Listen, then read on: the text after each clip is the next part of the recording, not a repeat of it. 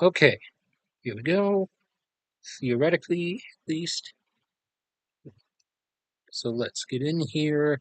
Anybody listening or watching after the facts, watching the recording, you can probably skip the first 10 minutes, maybe a bit less. Oh, actually did show up right away. Am I? No, I'm not already muted. Why not?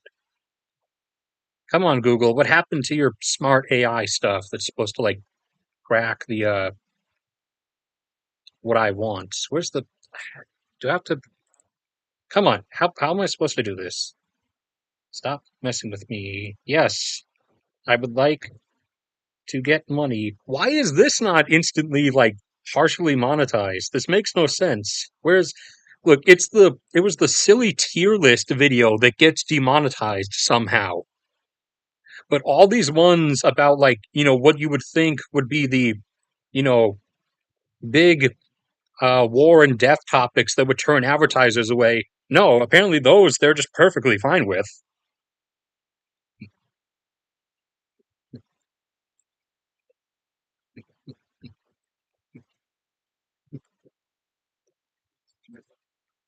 Tens of thousands of children die in insert country here. Meanwhile, always low prices at Walmart. Shop now. Okay. Live chat.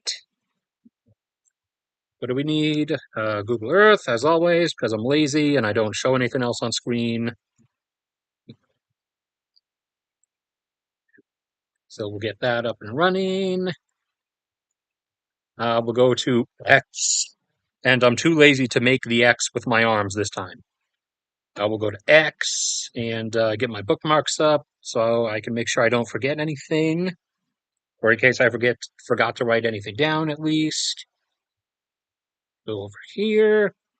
Well, we don't need to go into those yet, but I did need to check the natural gas stuff while we're waiting because I didn't check it earlier. Uh, Heading down a bit, but still in the one teens where I expected the U.S. would plateau. We've been there for a couple of years now. And like I showed on the projections, we should be heading on our way down now, albeit slowly, at least at first. Future graphs. Yeah, this one. So we're about here, and this is what should go, and then get a bit steeper once you hit like 20, 29, 2030 or so. So you can see all those in the in one of the Google Docs in the Google Drive, along with a lot of other stuff.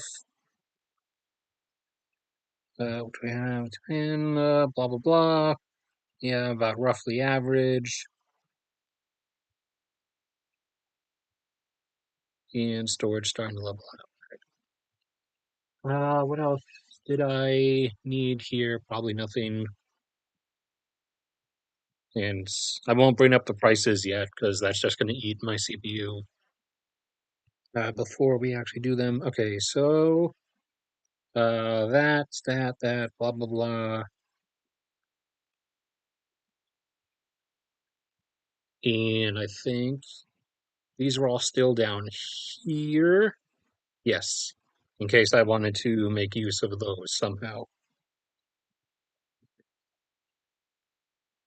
All right.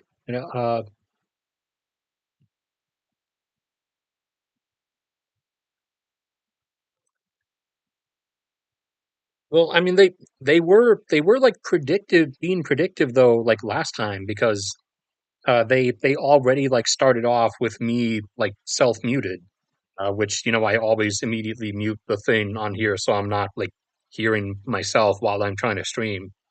And last time they actually like started out with it muted, but this time apparently not. Uh, is my voice like okay and normal? Because the way it's feeding through here, it makes it look like it's too loud. But people usually still say it's coming through too quiet because it's coming close to the red line a few times, which worries me. How long have we been? 5 minutes. Okay. So we'll start in a few. I have almost everything written down here. I think. Sounds normal. I saw that at the last second before I clicked off.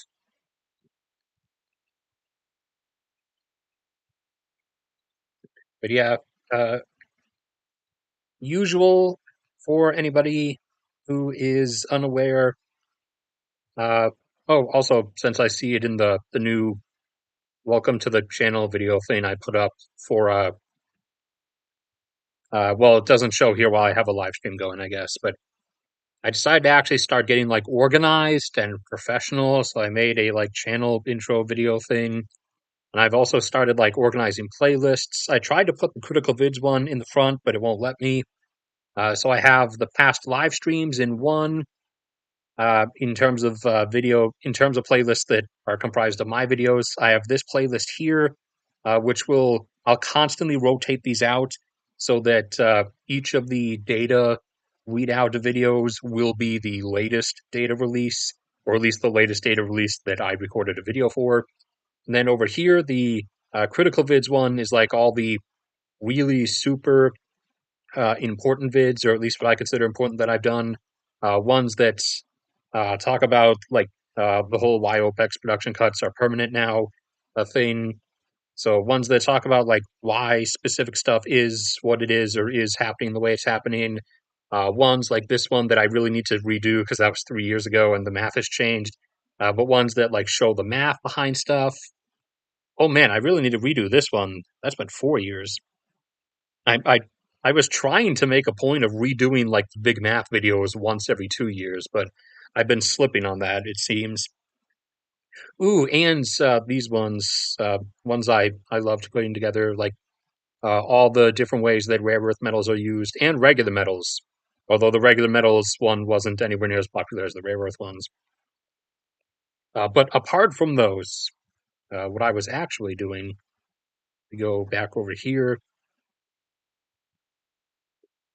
So for anybody unaware, there's in the description of each of the newer videos this Google Drive link, which takes you to this Google Drive, which has all of these different docs where I put together different types of graphs and charts and data compilations of stuff that either you can't usually find except for like from a few countries, or it's otherwise behind some kind of paywall. But with me, it's not behind a paywall. You can come access at any time for free.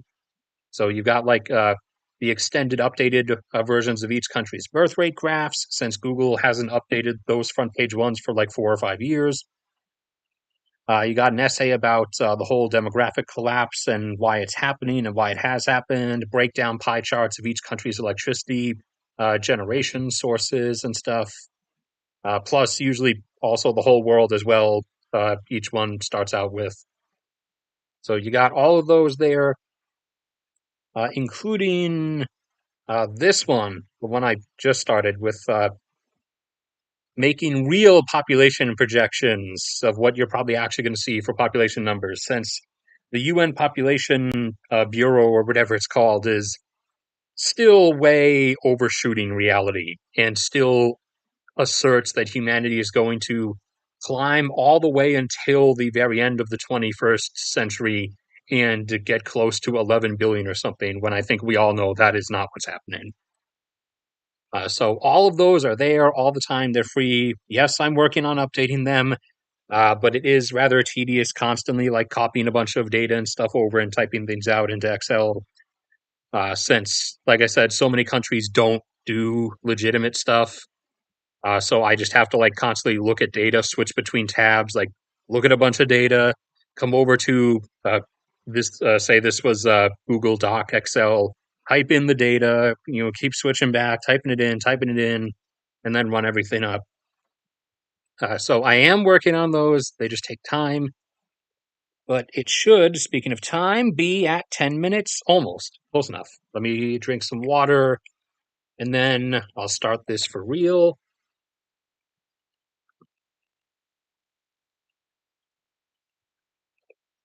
All right. Uh, got anybody? Well, nobody else talking at least. All right. So we are close enough to where I'll start now. So, starting to give people like a couple more minutes to show up, I'll just start with the generic revamp of the whole thing and how it all started, which everyone probably knows, but some people might not. So I'll just use it to pass time real quick. So back in October, Hamas launched a surprise paraglider slash pickup truck gate smashing through invasion into the area immediately surrounding North Gaza in Israel, and they killed several hundred people. Israel initially way overstated these civilian casualties, which turned out to, by their own admission, be more around 700 instead of 1,500. And uh, Hamas was repulsed back into Gaza and started rocket lobbing uh, all day, every day, until they started exhausting their supplies because they had at the start around 30,000 small unguided rockets or so. And by the end of last year, after about 3 months, they'd exhausted most of them. And as of now, they're basically burnt through them. And also, they can't really launch them anymore because they're out of space to like come out from the tunnel network from. As after that, Israel invaded Gaza, first the north part, then parts of the south, then the middle, and now the entire south they're doing as well.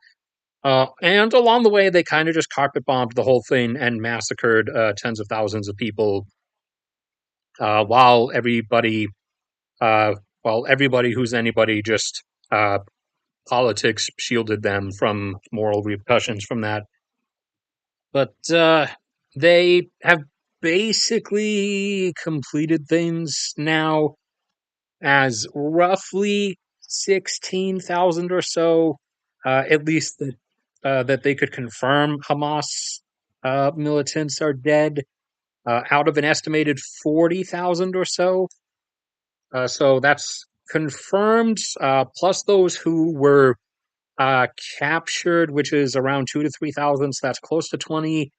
And then there's the effectively like never to really be confirmable amount who probably died when like tunnel sections caved in while like large bombs were being dropped. So, and on top of that, also there's all those who were probably severely injured in some way and can't really fight anymore, anyways. So that's effectively wrapped up. And now Israel has continued. They already started back in January when they first announced pretty blatantly that they're going to invade southern Lebanon as well. Israel has continued moving stuff further up north to get ready for staging this invasion. And they are uh, doing this weird angle. They're doing a Russian angle, apparently, even though they already publicly announced that they are going to invade southern Lebanon and did a whole, like, kind of there's nothing you can do to stop us speech. They still phrased this moving of all these forces over the last week or so up to the north as preparing to conduct an exercise in case they feel they have to invade southern Lebanon, which why are you playing this angle? You already just blatantly said you're going to do it. And then, as shown in the last stream last week, they are in the northern portion of the occupied Golan Heights region, and they are removing their own minefields that they set up there, since they have control over that area and can just remove them because they know where they are, or have the detectors for them at least, as opposed to having to cross through the actual border where Hezbollah has likely laid a bunch of their own, that Israel doesn't know where each individual mine is. So, like the whole Ukraine-Russia front line, uh, they would have to like go plowing through with mine-clearing vehicles. So instead, they are taking apart mines up here where the mines are predominantly the ones that they laid, so that they can have a clear path. And I guess they're going to then do this.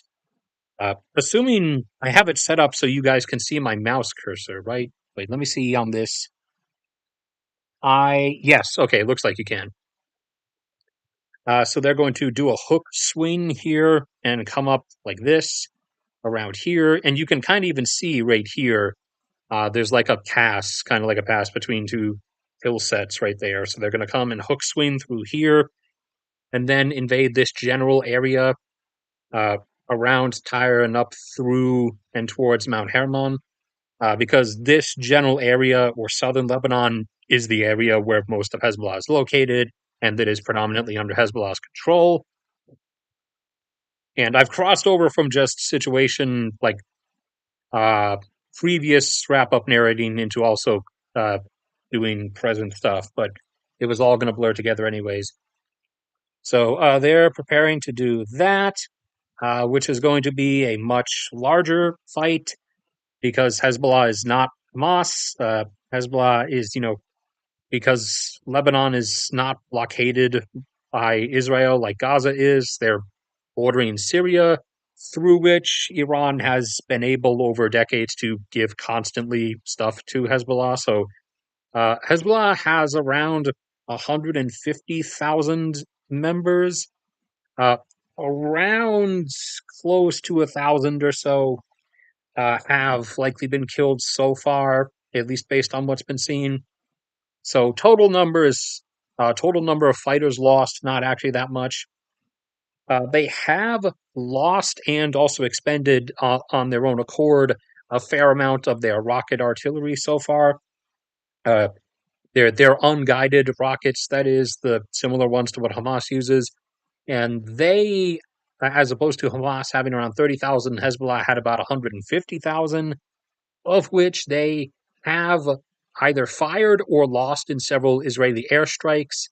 Uh, which like the biggest one was that one a few weeks back, sometime in early March, I think. They hit a warehouse around here that ended up being a much larger explosion than the bomb would have made, indicating there was a fair amount of stuff stored there. So they've lost around 10,000, which means 140,000 left, obviously, because that's how math works. And they also supposedly have upwards of 2,000 crude ballistic missiles that Iran has given them over the course of time. However, that's unconfirmed, and also they expended at least 20 of those so far in a attack in Haifa's general direction, either really early this year or late last year. So that's how that stands as of the moment. On the IDF's part, the IDF has lost. They still insist only around 600 or 700, I think, but real number is close to 1,000. So they have around 1,000 dead IDF personnel, and between 4 and 5,000 who've been critically like disabled, injured in some way, not necessarily like disabled as in like missing limbs or whatever, but uh, in military, in terms of their military categorization, or at least how the IDF categorizes them, they have somewhere between 4 and 5,000 have been critically, or sorry, combat disabled, or disabled in a manner in which they cannot return to a combat role anymore. And what else was there? Oh, yeah. And like I said, massacre death toll in Gaza has reached somewhere likely around 70,000, but effectively everything in Gaza has been destroyed. So there's no real way for them to like properly data and tally everything anymore. And there's likely tens of thousands of people under piles of rubble, which means they're most likely dead, that no one's been able to dig out. So that's probably going to end up being well over 100,000 in reality, because there's close to 40,000 like confirmed reported dead civilians. Then there is something like 13,000 still confirmed as missing, and they've been missing all this time. It means they're dead. They're under the ruins of a building somewhere, and then there is the confirmed inability to locate or to reach some kind of contact with another 16,000 or so people, plus those who live with them, who are also therefore unable to be accounted for, which essentially means they're probably dead. So, in the wake of that, stuff followed. Various militias united together in Syria and Iraq to form the Islamic Revolution, and they launched random mortar and rocket attacks on different bases, different U.S. bases around the area, as opposed to actually uh, attacking Israel or even Israeli positions in the Golan Heights. So that happened a few times, and eventually they did manage to kill a person in response to, or sorry, they killed, I think, three army like engineering personnel at one base in northeastern Jordan. In response to which, we sent the B-1 fleet over across the ocean, and Transformers 2 bombing scene, hammer dropped a bunch of stuff, and one of the things we hit was their main storage site in the middle of the Syrian desert, where they stored a lot of their like better stuff that Iran gave them, i.e., the like not the best ballistic missiles that Iran has, because it keeps those for itself, obviously. But some of its like older ballistic missiles that they gave those groups to potentially use against Israel if stuff like this ever happened. But those groups can't, or at least they can't use those ones because we blew those up. They could use ones that Iran gives them and might have given them. Some people are now thinking that that's why the retaliation that Iran said was coming for Iran's generals being killed in Damascus, which I'll mention in a second, might be taking so long, is because Iran might not actually want to launch the attack itself and might instead be slowly moving things over to groups over here to have them do it in their place. But there's also been satellite imagery evidence that Iran has been positioning ballistic missile launchers at sites and stuff, so they might still be intending to do it themselves. That's what we'll get into. But as for what I was mentioning, in Damascus, the Iranian Revolutionary Guard was constantly sending generals to talk with Assad, the mustard gas massacre guy, or no, he didn't use mustard gas. Was it sarin gas? Uh, Having friendly chats with mass murderers, and they were talking with leaders of like Hezbollah and the Islamic Revolution groups, and they got bombed a couple weeks ago, in which three Iranian generals were present and got killed in that one. Different individual generals were killed at different times before over the last several months, which has brought Iran's generals' lost toll to 7, I believe now. And as a response to this, Iran has insisted that they are going to launch a large retaliatory strike against Israel, which everyone has assumed to be a massive barrage of ballistic and/or cruise missiles, as Iran has both. And we did, as I said, see in satellite imagery recently that Iran has moved stuff out from like underground storage places, and it looks like they are setting up launchers at the various launching sites they would use if this was the case. So they might actually be going to do it themselves, but we're not sure because they've been waiting a while.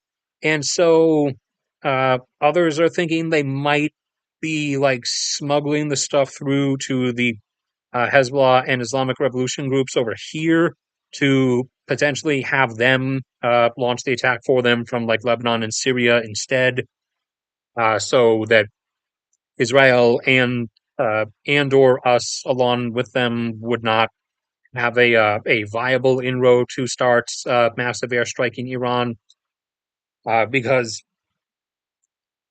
covertly behind the scenes, uh, probably Israel wants to, just because Israel wants to destroy Iran, like as a whole themselves, like apart from us.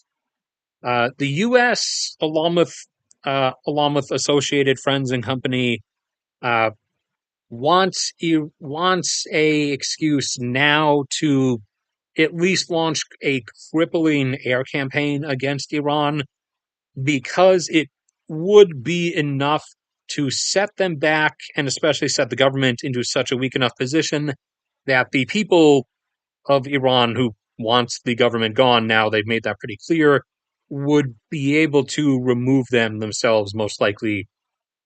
And that would remove another one of the light red, not dark red. The only dark reds are Russia and China on the U.S. Intelligence apparatus classification of countries map that I made, that I'll get into in a minute. Iran is one of the light red categories. Uh, IK, what's the acronym? I forgot. IE, IE, a general threat. Whereas Russia and China are the only dark reds on the map. From U.S. intelligence's point of view, at least most likely, this is my interpretation, which are considered actual disrupting threats.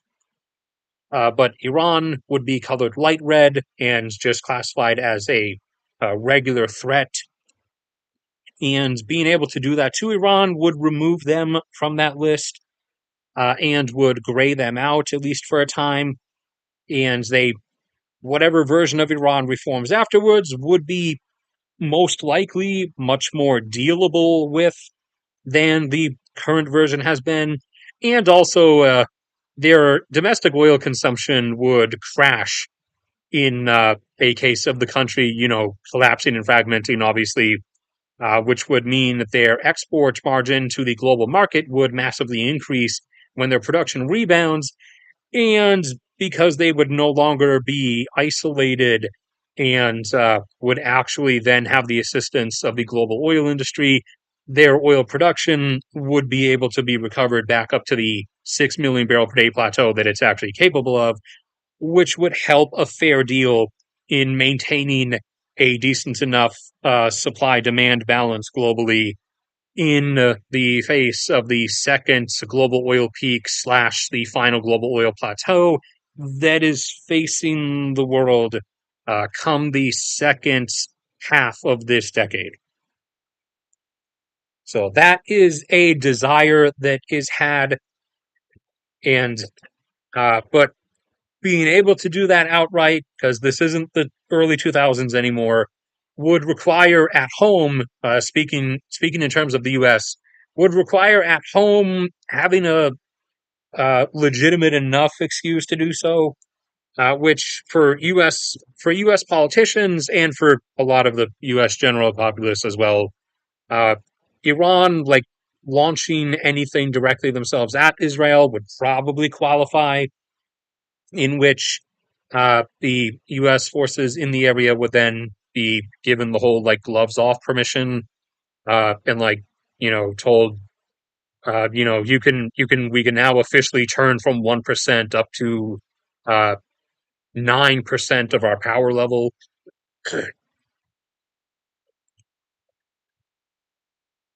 And stuff has been positioned here since late November.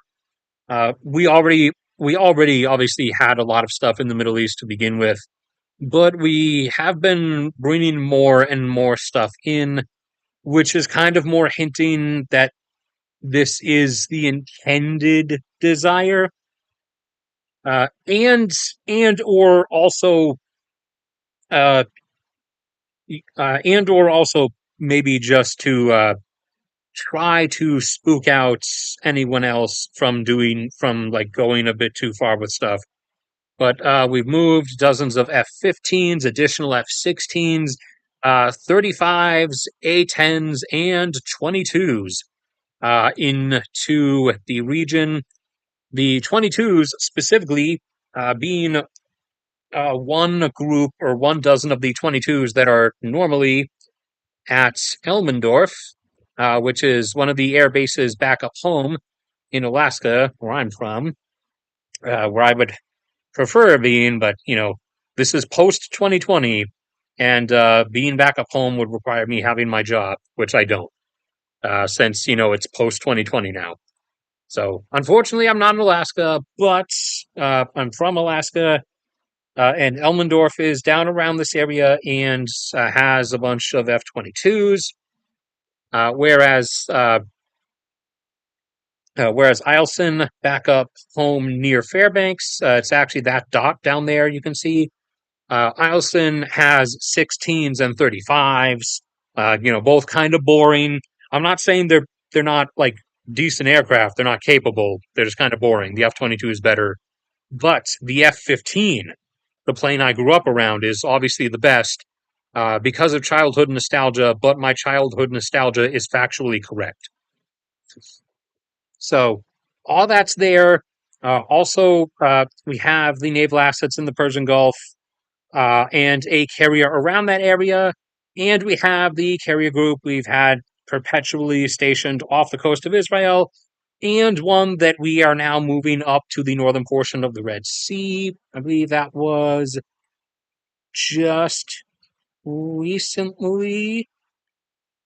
Yeah, the Eisenhower carrier strike group is heading up to the northern Red Sea. So that's three around the general area, which is kind of indicative that not necessarily we are going to do this, but we probably kind of want to, because it would be better to just hammer it out now and not let it drag out. But that will, or at least whether it happens immediately or soon, will depend on whether Iran actually launches this massive missile barrage itself, or whether it is smuggling them across the desert here and is going to have Hezbollah and the Islamic Revolution groups do it instead, which probably I would say they are probably going to go that route because unlike Moscow, unlike Russia, Tehran, Iran has actually, at least externally, militarily, been really intelligent. Internal, like policy, as you can probably tell by everything that's happened, they're the complete opposite of that. But militarily, they've actually been really smart about stuff. So I would assume they're going the proxy route, but I could end up being wrong.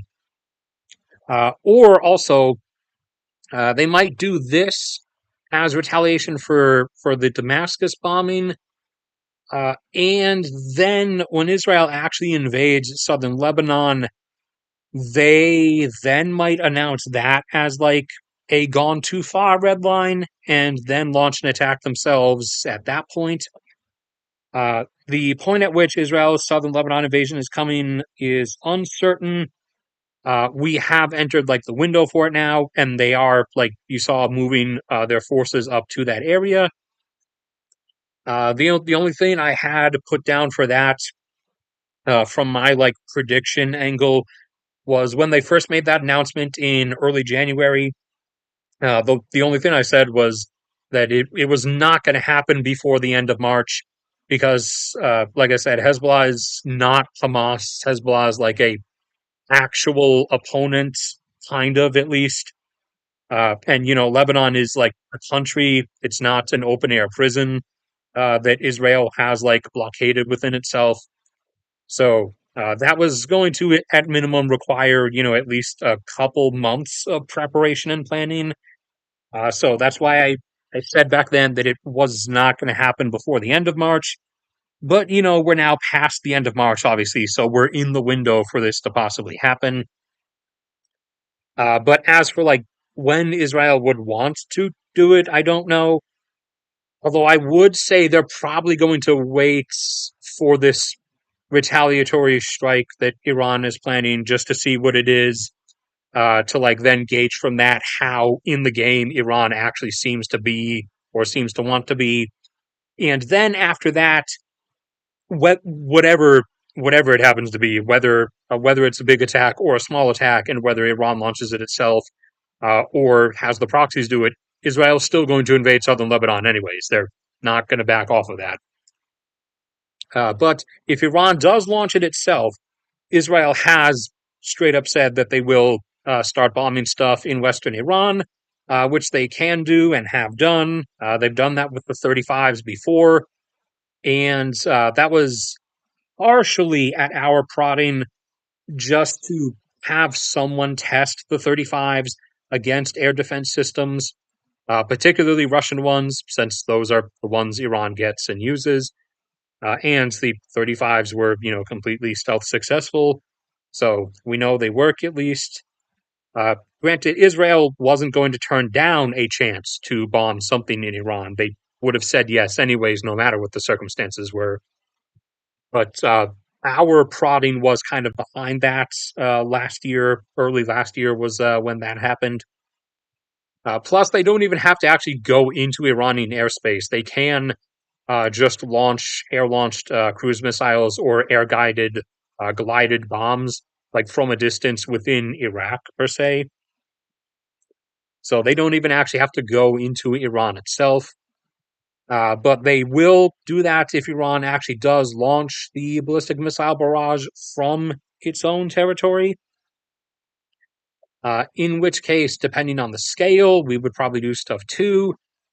But the moment of like a full, like a full Ride of the Valkyries, like air campaign, will still probably require like goading them into something at least, moderately sizable enough to pass off. Uh, be responsible. Chat, chat.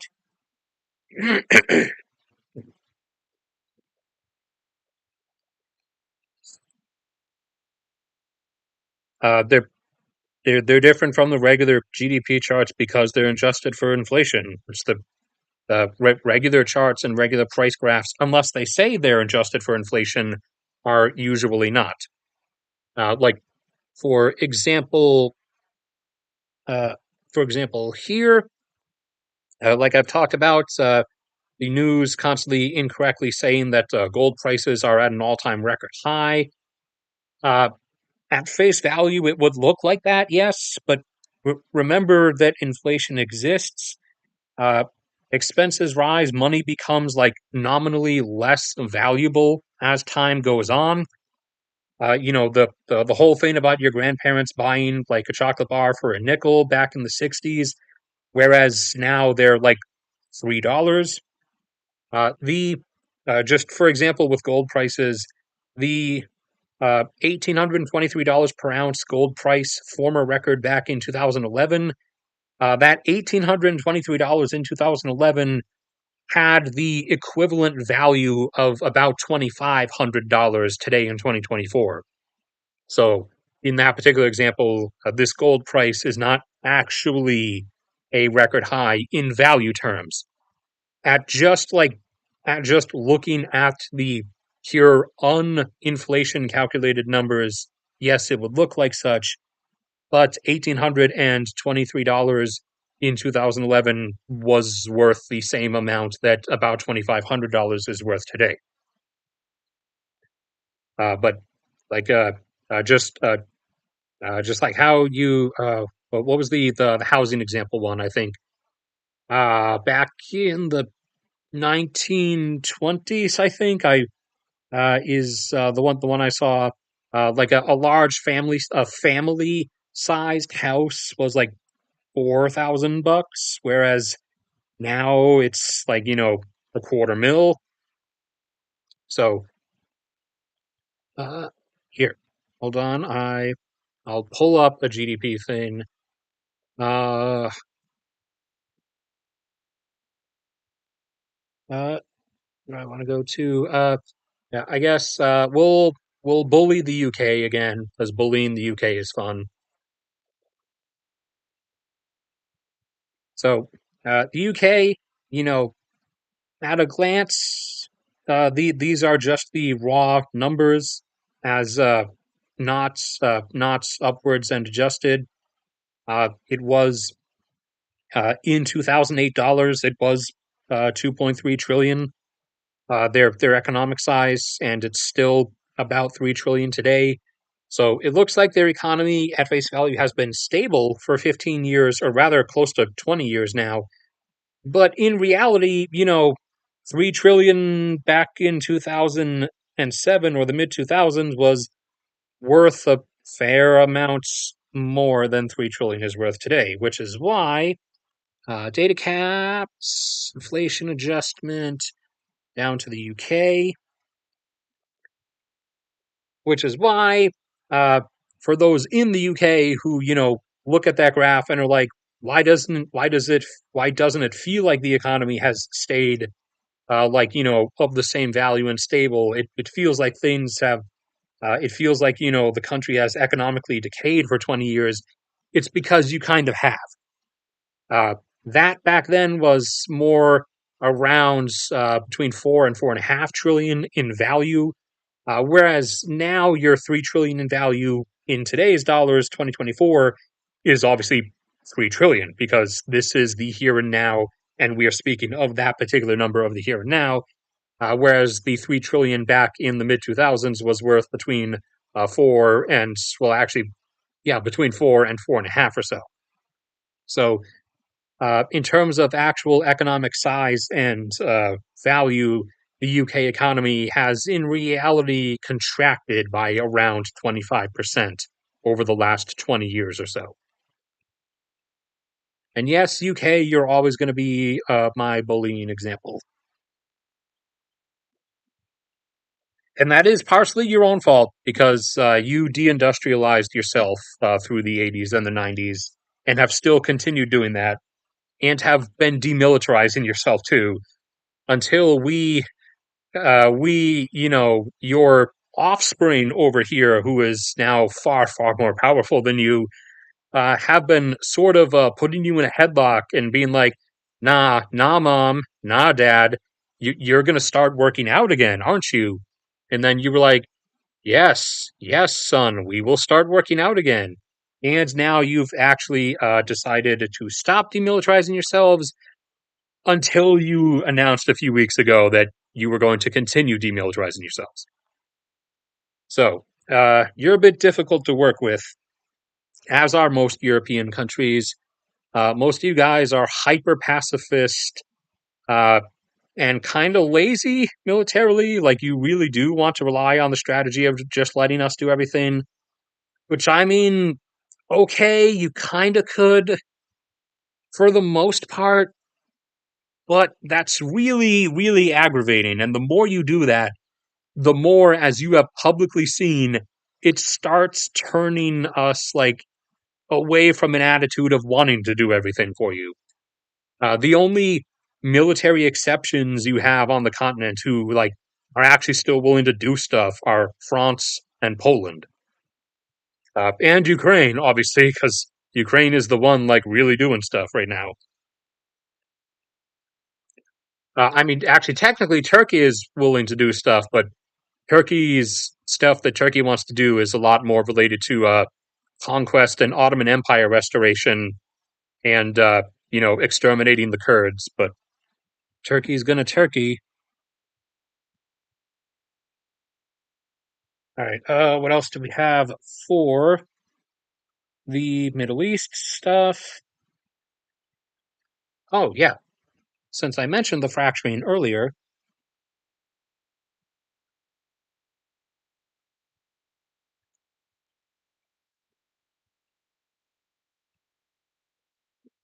real G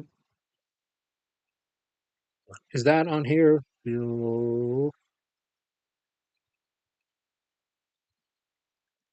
I'm assuming that's just a. Are you using real as like real? or is that like an actual economic term that is used for like a specific chart? Okay, it is an economic term. Assuming you were referring to that, then base year prices.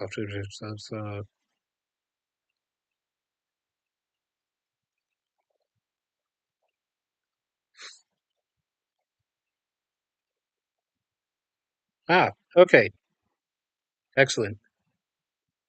So, if your point was assumingly to tell me that I did hours of work for nothing, then you have succeeded at that.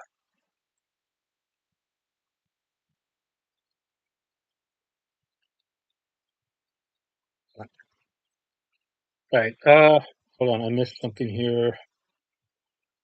There it is.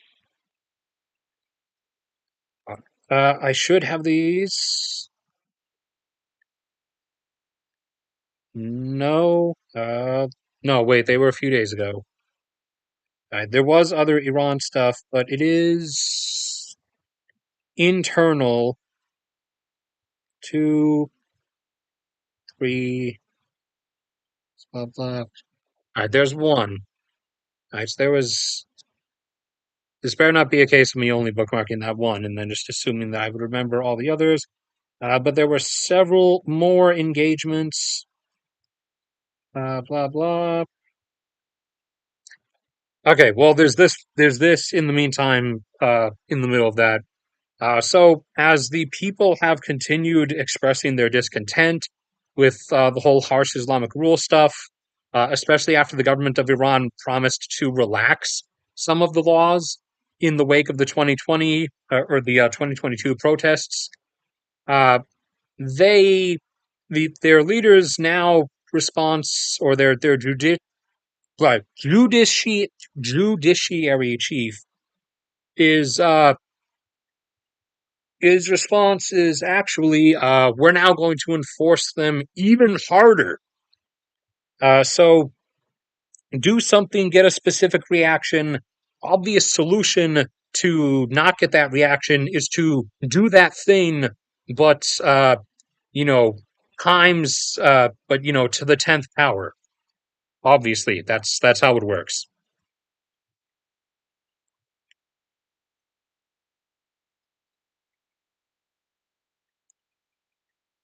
Shinbunan. Oh no! I kept thinking it was going to be from the Iranian news thing. Okay, it was footage from here, and there's one with an explosion nearby. There's the explosion one. I won't play the explosion because that's the moment of like numerous people's death, obviously. So that's against my own like moral code, and also is kind of TOS. Uh, okay, well there's the stuff coming from the actual Iranian thing itself. Where's the explode? There it is. There's the explosion. Oh no, no, that one was in Russia. That was one of the drone strikes. Where's the one in Iran? Thought he had some. Okay, there it is. Yes. So there's at least a few second clip of the explosion, but then the person feels the shockwave hit them, so they immediately stop recording. But they the separatist militia movement has really flared up over the last week in Balochistan, which is this southern portion of Iran, also this southwestern portion of Pakistan. They're a and this like basin portion of Afghanistan too, where they're kind of fighting against the Taliban. Uh, they're also fighting against Pakistani security forces, but their primary fight at the moment is focusing on Iran, because the Iranian government has been the most suppressive towards them, along with the Azeri people in the north and the Baha'i people who are kind of scattered around, and the Kurdish people because everybody oppresses the Kurdish people at any chance they get. So the separatist stuff has really flared up in Balochistan, to the point where dozens, nearing dozens, like closing in on 100 security personnel have actually been killed since all this started at the very end of last year, but if you look at the engagements on like a curve or whatever, I can't get just a black screen. Never mind. But yeah, it it would rise gradually, but then over the last several weeks, and then specifically this past week, it just kind of jumps straight upwards. So they are really, really actually starting to fight against them there. And they actually managed to raid several of Iran's military bases and like steal military equipment from them. And they blew something up. Iran is managing to like suppress a decent enough amount of like specifics. So a lot of this we just know that they blew something big up, and they attacked this security personnel like facility, and there was an engagement, and we know X number of like Iranian security personnel were killed because someone someone got footage of like this many of their bodies at one point, but everything else that happens around at least say that particular engagement we don't know, because for one, most people obviously would flee when a firefight starts, but also Iran is like doing a decent enough job trying to suppress as much information as possible. But that's also not really directed at us. That's a lot more directed internally because just like how they, try to keep the social media messages from spreading when people start doing protests or riots, that's a lot more an internal thing they're going with, trying to not let the news of that or specific details about like them taking like decent casualties in those fights spread, because then that would kind of strengthen even the general population's anti-government stance, because they'd realize that people are actually like uprising and fighting, and the government isn't just immediately crushing them, with the supposed power of Allah that they have behind them or whatever,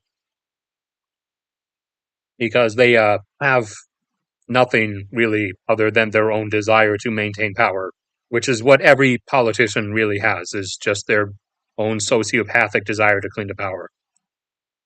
Or full like psychopathic. But I do maintain that stance for the most part, that to be a politician to begin with, you have to at minimum be a sociopath, if not an actual psychopath. Like you have to be detached from like actual humanity to legitimately be a politician, or at least to desire to be a politician. And I think that is the end of it. Other than the Houthi attacks in the general area are continuing to wither out. Uh, one, we have constantly done airstrikes and destroyed a lot of their stuff since they started doing things, and also they've just expended a lot of what they have. So now it's down to kind of an inconsistent pattern of sometimes an singular or a singular attack in this week, and then there's two in the next week, most of which are being intercepted, obviously. Although they also did finally decide to redirect some of their resources to, actually trying to attack Israel, who they say they're doing this against, even though they long since abandoned attacking only Israeli ships and started literally just firing at anybody, including including a Russian vessel, including a Chinese vessel, and even accidentally fired at an Iranian vessel at one point. So no, they're a bit full of it with their uh, only attacking Israeli ships thing. They're just striking anything that moves, or anything that moves that they feel they can hit, because there is still hundreds of vessels passing through there every day. But they did actually launch some of their longer range things that they still were holding on to at Israel, and they did hit that Eliat base, I believe it's called, in southern Israel, that port or harbor down there again. And they did damage think it was a radar structure, or it might have been like it might have just been a naval the base's like communication tower for communicating with naval air assets in the immediate vicinity, or with ships coming and going from the harbor. So they did actually damage something, as opposed to the last time they struck it, which was back in January, I think, where they basically just damaged like some pavement in one of the parking lots. This time they did actually like hit an important structure. But apart from that, they're not really doing anything. And they did announce again, like they already announced way back when all this started, that if the Islamic world unites for a mega Muslim Zerg rush on Israel, that they'll join in. Uh, Although that's not really happening. However, they've also more boldly claimed that even if just Iran goes for Israel, that their like 200,000 or 400,000 dudes that they have will all come in and join the fight.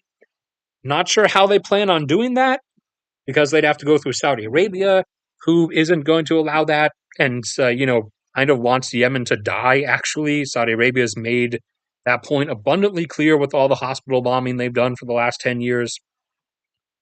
Plus, I don't know if you guys remember, but back in 2021, I think Saudi Arabia just flat out flat out publicly said that if for like the sake of bringing stability to the Yemeni people, we're prepared to potentially annex the eastern portion of Yemen. So Saudi Arabia also apparently just wants Yemen itself, as in the physical land of Yemen. So Saudi's not going to let their several 100,000 dudes just like stroll up through the Saudi desert. So the only other way they could go is by getting into boats, which isn't going to work because, you know, us, France, the UK, uh, Germany, Poland, even uh, Korea and Japan, every Australia, because the Aussies always show up to any fight anytime there's a fight. Everybody has a bunch of naval assets around here who would just blow them out of the water if they tried that. So in that particular case, they're just mouth running. They can't like legitimately do anything with their hundreds of thousands of dudes. Uh, I mean, in that like fantasy of the Islamic world all Zerg rushing Israel, in which case Saudi Arabia would let them pass through, then they would be able to contribute. But otherwise, they can't really do anything. And I think that's the extent of everything within that general area for the moment. Unless I wrote stuff on the other sheet that I forgot about. Uh, no. Okay, there is not much else going on in relation to that, at least for the moment. And as for the whole timing of Iran launching this supposed ballistic missile barrage on Israel, or having their proxies do it for them, unknown.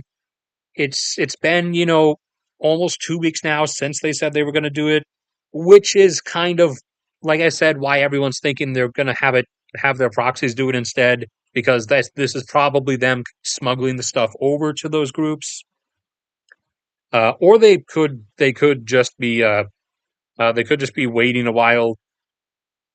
The only like time frame I saw anyone give uh, was like something about the weather or whatever that would quote unquote clear up on Sunday. But I also like checked the weather in that general area, and there's not really anything going on. So I'm assuming that claim was kind of dubious.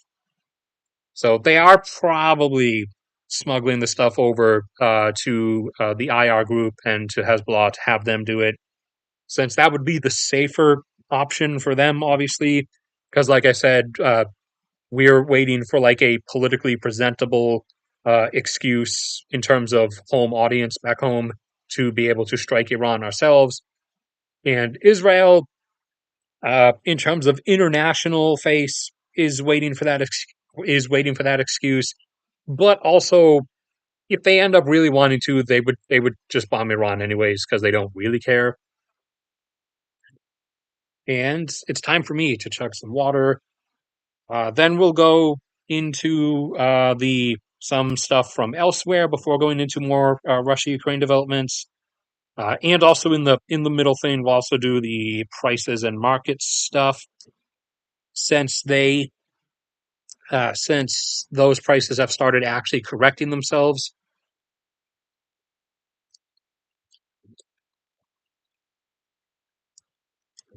primarily because of this and because of other political stuff.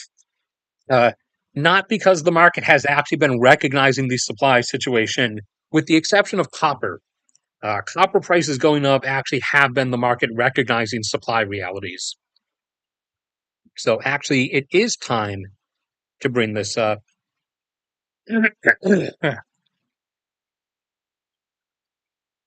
Oil has, after jumping up here, has started to just kind of hang out around 85.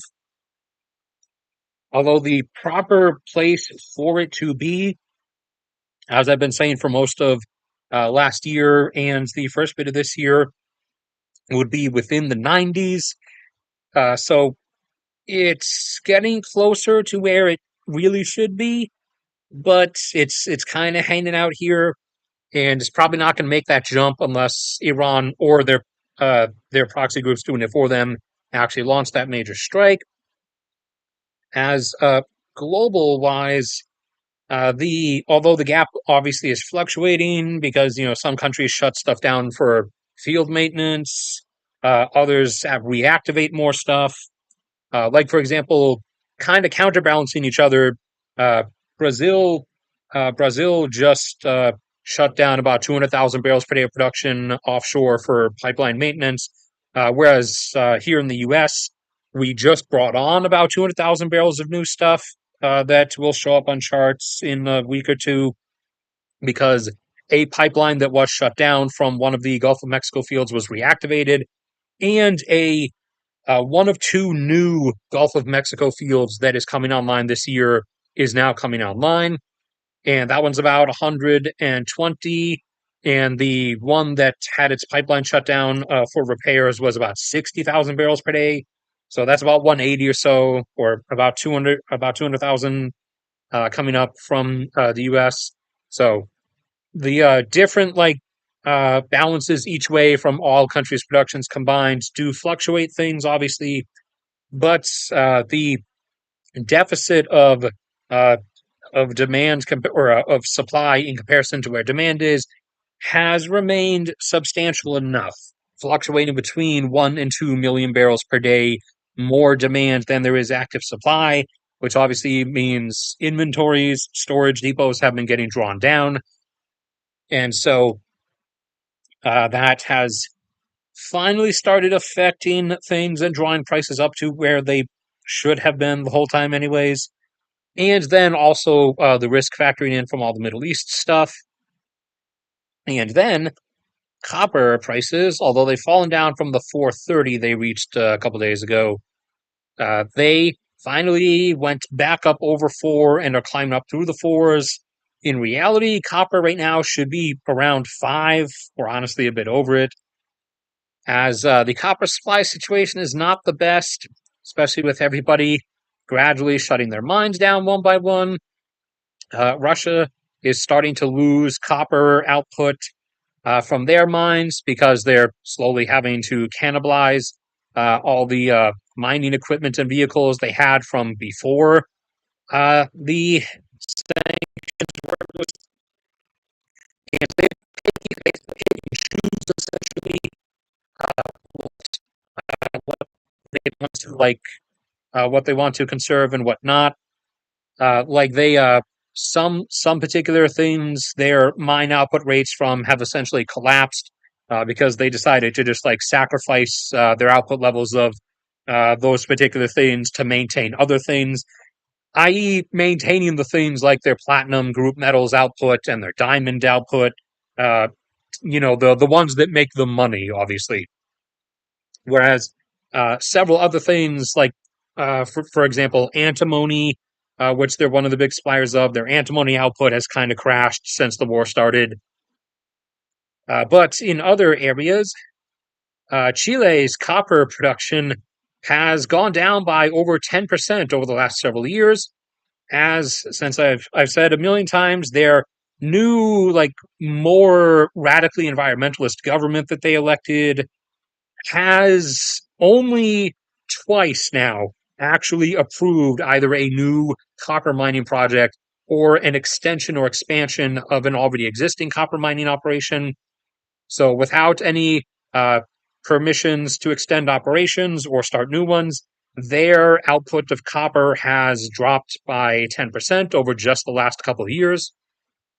And that's 10% of a quarter of the world's copper supply, so that's not a tiny fraction. And also, Peru's mines have been getting off and on shut down because of different protests in the country blocking roads. And since, it's very mountainous, there's usually only like one road going anywhere in Peru. And so when that road gets blocked, that's kind of bad news. And then also the mine in Panama, which was about 1% of total copper supply from that individual mine.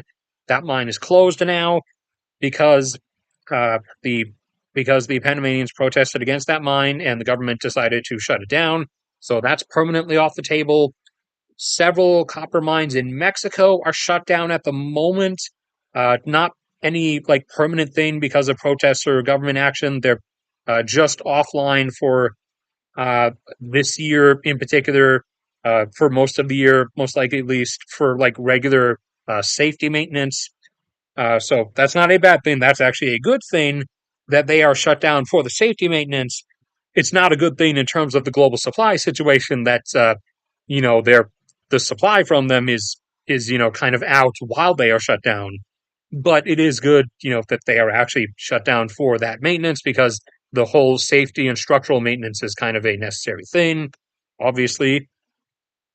And now, because the whole milling and initial refining process, like uh, I think it's slurry washing or whatever with the ore before getting it down to a high concentration level to then send to actual metal refineries where it gets melted and smelted into pure copper. Because that initial process at the mine takes a bunch of water, droughts can affect it, and there has been a huge absence of rain for a while in southern Congo and this area or the copper belt of Zambia. And those two together provide a decent bit of the world's copper supply. However, they're having to cut back those operations because their allowed water quota has been decreased because of the drought conditions. So, unfortunately, it's looking like the whole climatic instability is continuing. And when one rain vacuum collapses and comes to an end, like the one over Tunisia, and rain returns to a region, another rain vacuum bubble sort of develops over another region in its place, which is obviously, not good. So that is going on. And then we have the one other that is correcting itself. Or actually, no, sorry, there are multiple others. What am I talking about?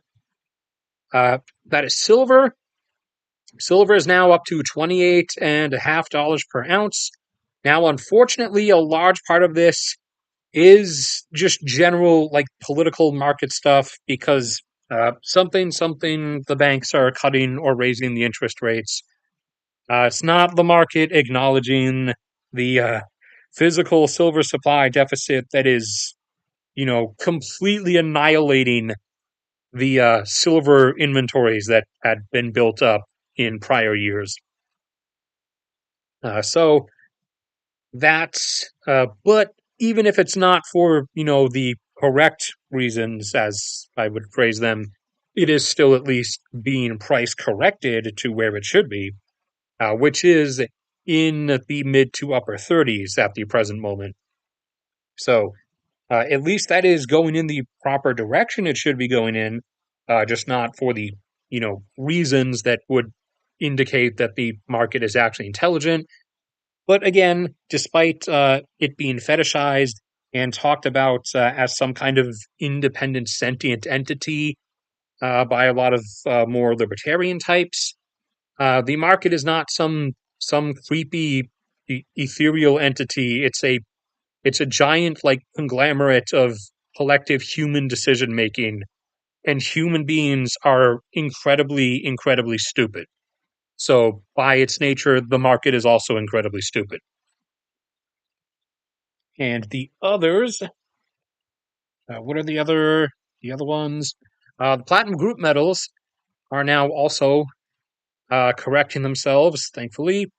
Although I've been disappointed by their corrections before immediately dropping, but maybe they're actually for real this time. So platinum way down from where it should be. It was, even going under 900, has been jumping back up towards $1,000 per ounce or so. And even as they try to, dedicate the most resources to maintaining their platinum group metals output, Russia's output from Russia's platinum group metal mines is slipping. Granted, not collapsing like some other things, but it is slipping by like somewhere between 2 and 4%. So they are gonna hold on to that one for the longest, obviously, because that's one of the big money makers. But their output is slipping, and also part of that drought is also affecting Zimbabwe as well, which is affecting some of their output. And also, all the various infrastructural disruptions in South Africa, the world's primary PGM supplier, are, causing constant issues with them as well. And just the whole looming fact that they might suffer an entire national power grid, like complete collapse, which would take weeks to like properly restart without blowing itself up. And also the disruptions to their rail network from people like stealing sometimes the rails of the railway itself, and melting those down just for the steel, or actually, you can get some of the other metals out of that steel that are a bit more valuable than the iron. But also, especially like the switch boxes and the directional signal stuff, different like criminal groups have been going up to those and like prying them open and ripping the electronics components out of them, ripping out like the computer boards and stuff, to go hustle the precious metals on the black market. So that's been affecting their ability to like actually get the stuff from the mines to the seaport, where they would then export it, obviously. So that is all also affecting those, and our sudden demand increase from, for one, all the raising of tailpipe emission standards, which requires jumping from using 3 grams of platinum group metals in a catalytic converter up to using 7 grams. And also, now this is primarily a European thing, uh, this weird obsession with green hydrogen. Yeah, let's not. So the whole catalytic process for making that requires a lot of platinum group metal catalysts. So that's only spiking our demand for platinum group metals. And we are now seeing a demand from the computer sector, which, was normally not that high. It does use platinum group metals, but not too much, not as much as it uses silver and gold.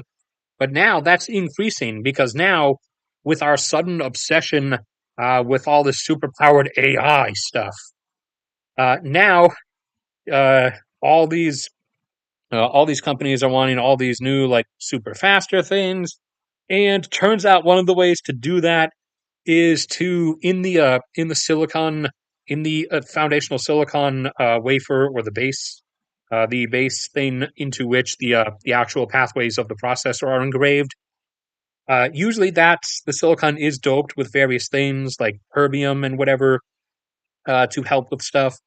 Well, it turns out one of the ways to help with all the super new stuff they're doing is to start adding in platinum group metals as some of the dopant material. So that's also going to not by as much because that is a micro amount of material. But when you consider like the sheer amount of computers across the world, even even though it's much smaller than the total amounts, the sheer amount of like larger server computers across the world, that's also going to be spiking up platinum group metal demand.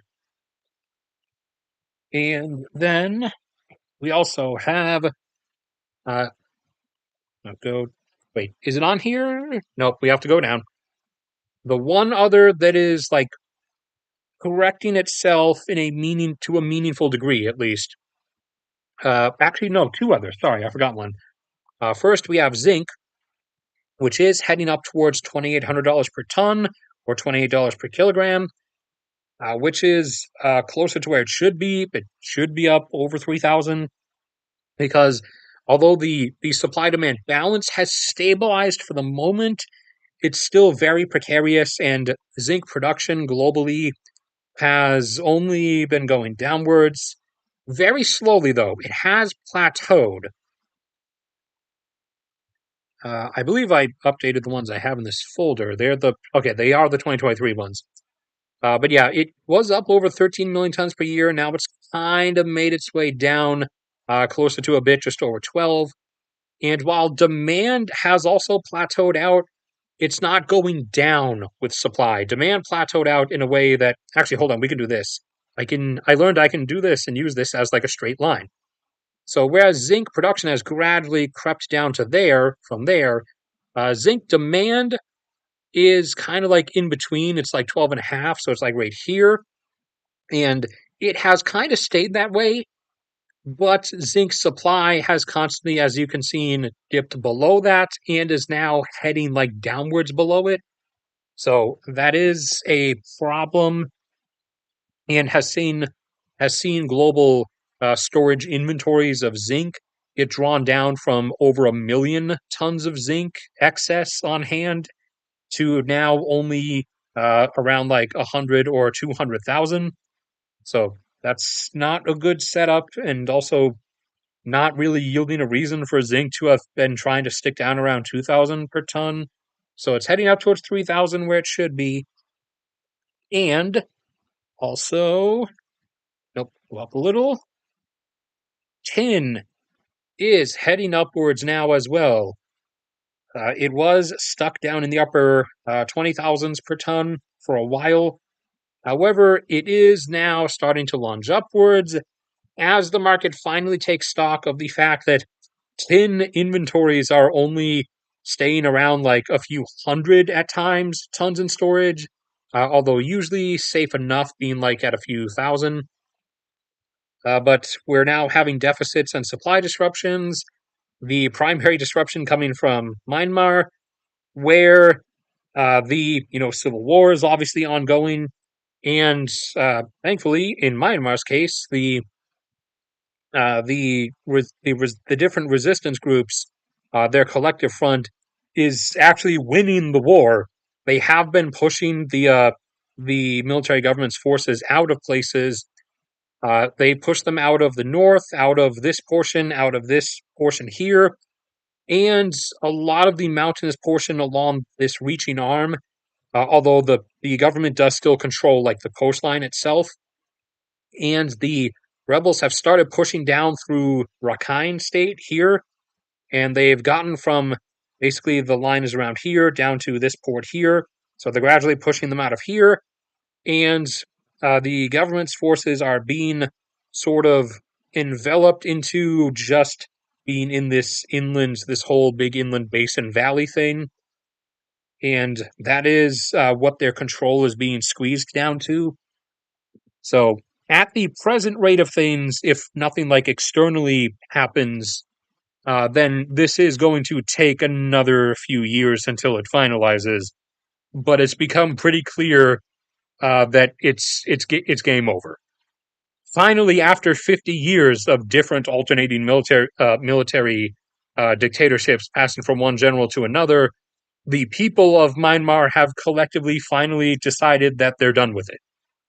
So that has been massively disrupting tin mine output, and also uh, Indonesia has shut down various tin things because of quite a number of violations that were happening.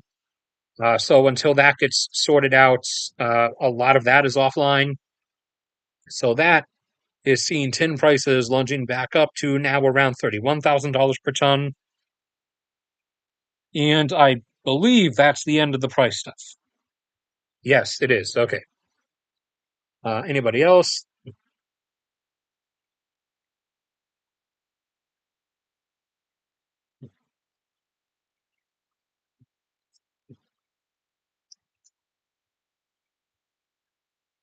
I, I literally was just putting the value like from the year into into not like the Google front page inflation calculator, but the whatever it's the Department of Commerce's inflation calculator, I think.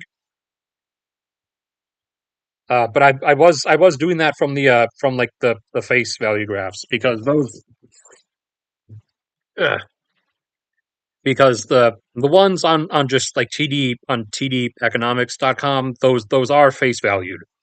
Those ones are not those ones aren't like apparently it's as you said, it's called real GDP is the official term. Otherwise then you well, otherwise then you would be looking back at like comparatively equal times and saying that that's the like for example the U.S. economy in I don't know 1960 whatever was is listed as like being 200 billion or something, and like claiming that well actually that graph is correct and it literally was only worth 200 billion today, and that in that case I would be like no. Yeah. Actually, what was it? It was something close to like uh hold on. That would be because I think it's I started trying to actually even get the pattern down in my head too because it's 2x from about 25 years ago, but then because of a bunch of like gold the gold decoupling stuff that happened in like the 70s or 80s or whatever, then that made things a bit weird in like a bit of a jump. So when you go another 25 years back, instead of being 4x, it jumps up to like 6x or 7x, as in the same a value from like 75 would have something like 6 or 7 times that much monetary value today, instead of the more basic like 4 times that you would expect it to, specifically because of the whole gold to the whole the gold reserves tied to monetary value thing that we broke off in the late 70s. It was the late 70s, I think. That was when we did that. And that made everything really weird into so there was like a big bubble jump. And then after that, it returns to like a normal 25-year progression if you go back in time. But it's progressed from that bubble jump. So, whereas if that had never happened, it would be roughly around like each 25 years, each 25 years back is like 2 times value of that particular one. So 50 years back would be 4 times modern value, and then 75 years back would be 8 times. But because of the whole gold decoupling thing, when you go back to like 50 years ago, it's actually like 6 or 7 times. But then before that, because that was the whole gold coupled thing was around in the time before that. It returns to the normal 25-year progression, but from that point. So that like 75 years back, uh, or 25 years before the 50-year ago point is another factor of two, but a factor of two from that 6 to 7 times from the 50 years ago point. So that money of like 75 years ago in the like late 40s would be, around like 12 to 14 times as valuable as money today, as opposed to just 8 times. And then once you go back past like the 20s, it becomes really hazy, uh, because it wasn't until like we hit the 1900s that we really, at least nations that could initially at the time, really started like trying to keep bureaucratically track of as much data as possible. Since we Mostly because now that we were moving into the very beginning of what would be modern civilization, and which is obviously far more interconnected, even back then, than civilization had been in the past, we kind of realized we needed to really keep track of everything, like as a whole, as opposed to a lot of times, especially since society has largely been feudal for a large part of the past. A lot of times it was primarily just merchants between themselves or companies between themselves keeping data, and kind of to an extent taking each other's word for it. But once everything started getting really rapidly interconnected, at least by old standards, we started realizing that we need to like have a full like national scale and eventually global scale like collection effort to actually keep track of data like on the dot, or at least as on the dot as we can be about it.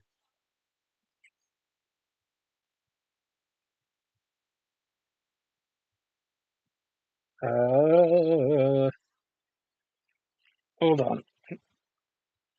Oh, and actually, speaking of economies, Argentina is not doing so well. So it's been another 20 years, and it looks like they want to just keep that same pattern of economically exploding, or sorry, imploding every 20 years or so. So they elected crazy man. Hold on, uh, Milei. Yeah, where's the one? Oh yeah, wacky hair guy, wacky Argentinian hair guy, uh, and basically everybody's panicked as a result, and a lot of people are pulling their money from stuff and not spending anything because they're kind of just feeling like, okay, here we go again. So they're just holding on to things, and Argentina's economic activity has nosedived by about 10% in just the last 3 months. So, is this like the beginning of wabam, another one? I don't know, maybe. But it would be, right on time because they've been pretty consistent about this pattern ever since they hit the 1900s, at least. Like every 20 years or so, they just fall apart economically, and they do recover and like restore themselves for the most part.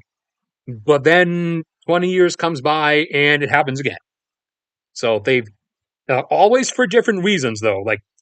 One one was like actual like financial collapse stuff.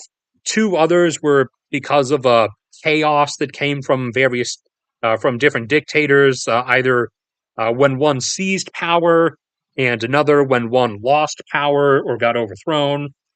So it looks like Argentina has no intention of breaking this pattern at all. They're just going to keep doing it.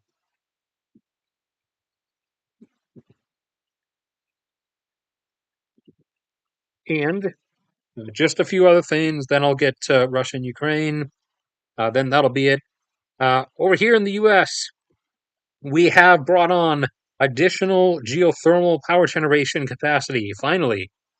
Unfortunately, most of it's still in California, but we are at 4 gigawatts, and the uh, the Department of Energy finally actually did a real study, one that they could have done this entire time, and the data was kind of already obvious, but they did a real study because most of like geothermal power potential or potential capacity that you'll see listed for a country or for the whole world is really undercounted and ridiculous because they only measure the potential capacity of really easy near surface geothermal, like the stuff in California or in Turkey or in the Philippines, where you drill less than a mile, like only a few thousand feet down, and instantly you have like 700-degree Fahrenheit rocks.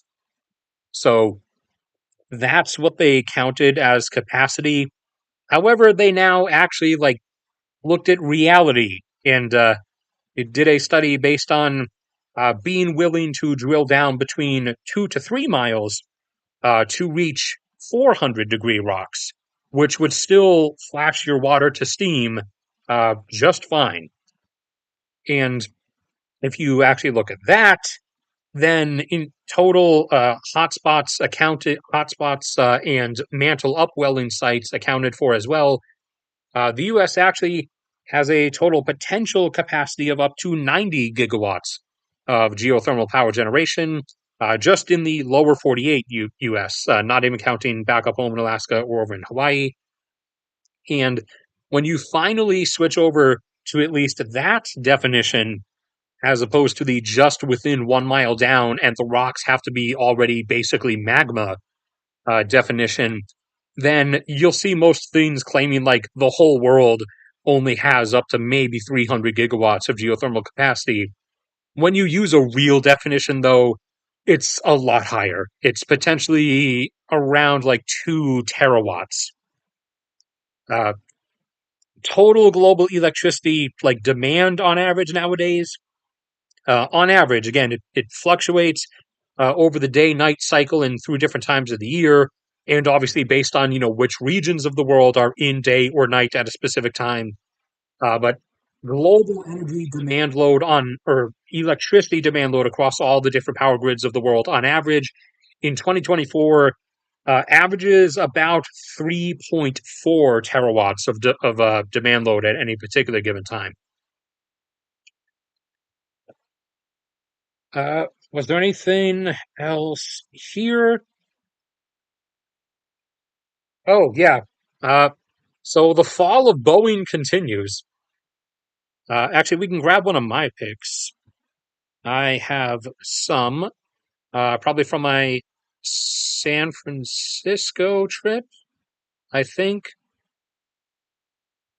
Uh, is it from, or no, wait, I have one of the ones I filmed of one passing overhead. Should be here. Yeah, 787 low pass.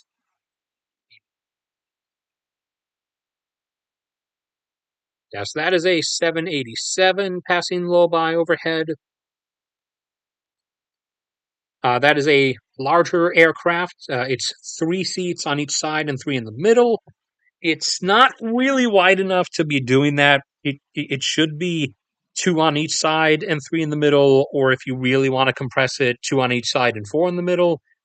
But they really want to cram as many people in there as possible.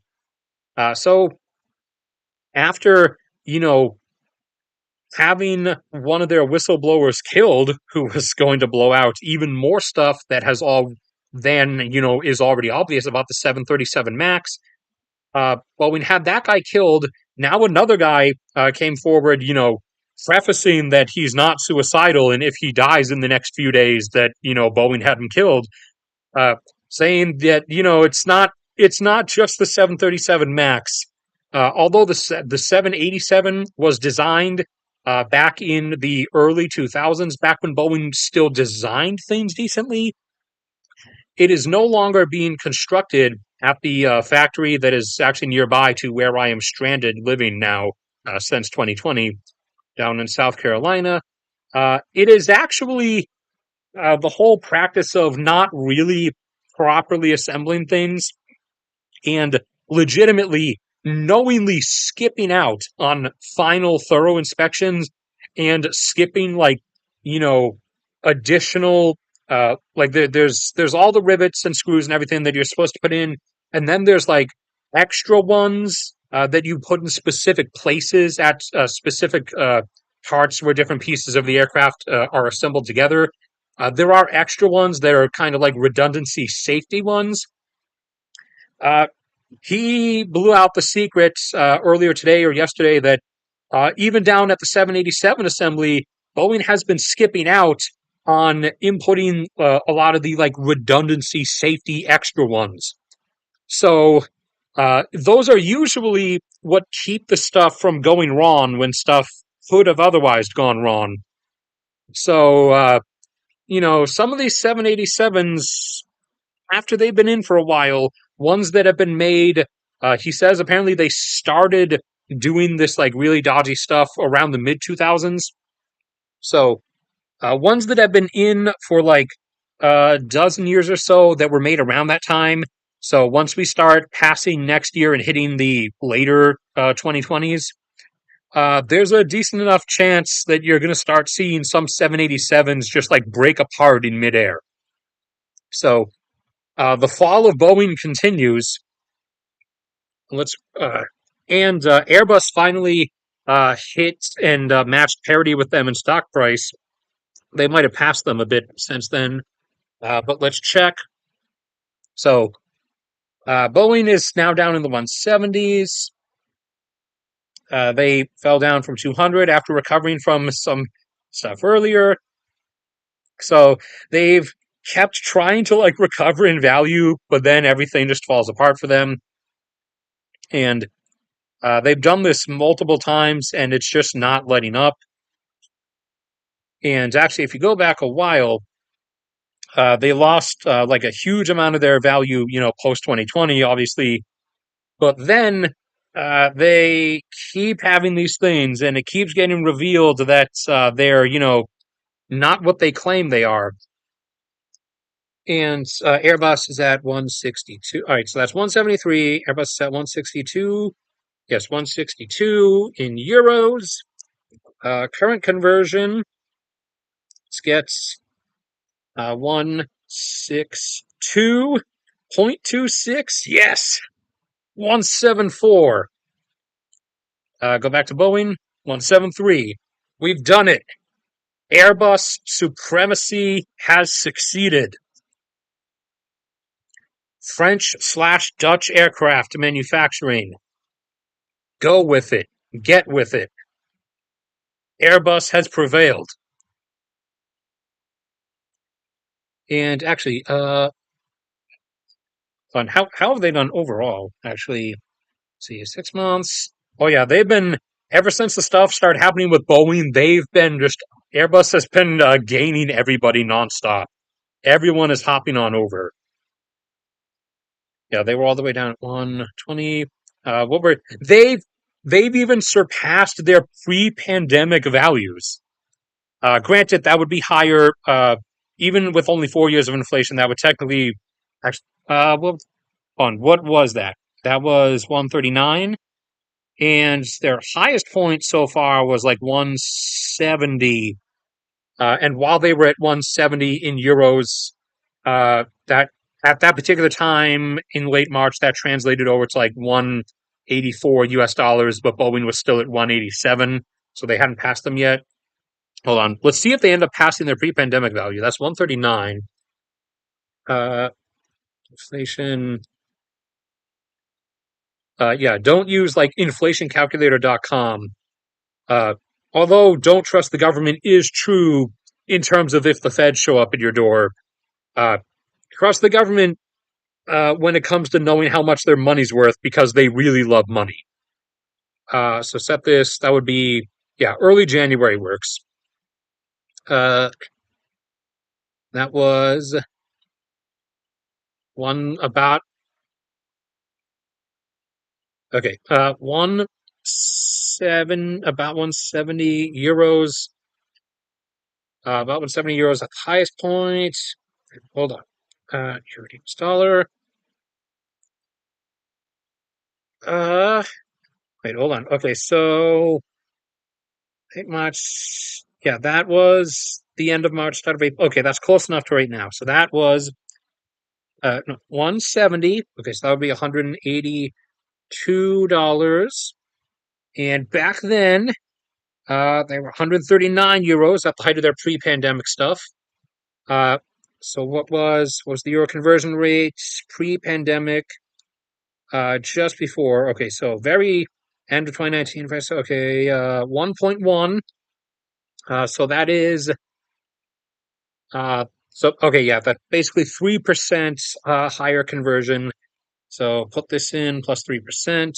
So 149 plus 3% is about 4.5. So about 153.3. We'll put that in 153 or no, 153.5 or so. 153.5. Did you? No, darn.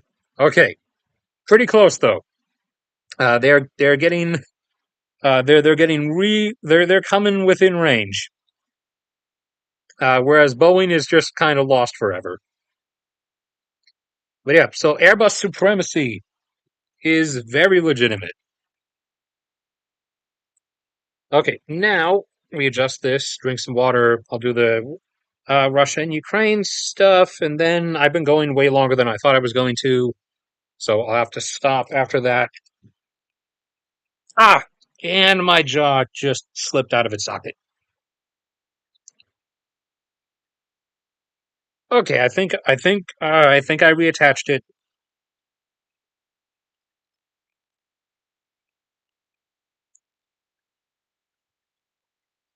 Okay, so it was only one initial, like, real meaningful target at first.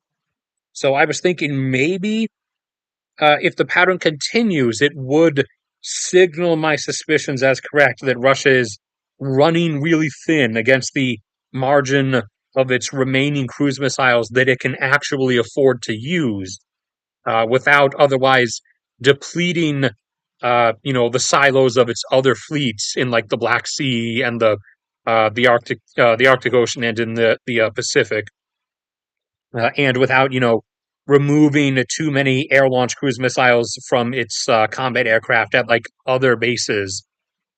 So they have now, as of today, as of these attacks this morning, they've launched a total of 4,270 or so since the war began. And they started with about 4,000 in total. And since the start of the war, they've manufactured an additional 1,400 or a bit more than 1,400, assuming that all their factories have been running 24/7 and at maximum efficiency, which is unlikely. But I'm gonna put that as the assumption for the sake of the numbers. So that would be 5,400 net total, of which they've expended 4,270. So at face value, in theory, that would make you think, well, they still have another 1,130 they can blow through. But that's not the case, because remember, although they may, consider their Black Sea fleet essentially dead at this point, they still have a Baltic Sea fleet, a Northern fleet, and a fleet way over there in the Pacific based out of Vladivostok, whose vessels they probably want to keep cruise missiles in the launchers of. And also, they probably don't want to get rid of all their air launched cruise missiles. They probably still want to have a few. Granted, opinions may differ on how close to the margin they may be willing to go, but uh, assuming assuming they'd at least want to keep all of the naval vessel ones in like their silos of their ships in their other fleets, that would be uh, based on their fleet numbers and how many each ship carries.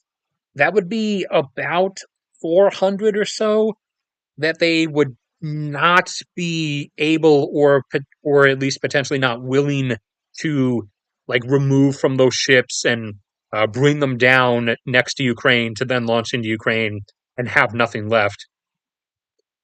So in reality, it's more like uh, probably at most 730, and assuming they might want to keep like maybe 100, maybe 200 air launched ones on hand still, then that would be more like 630, maybe only 580 or 530. But we'll say 730 as of this moment that they could blow through in Ukraine.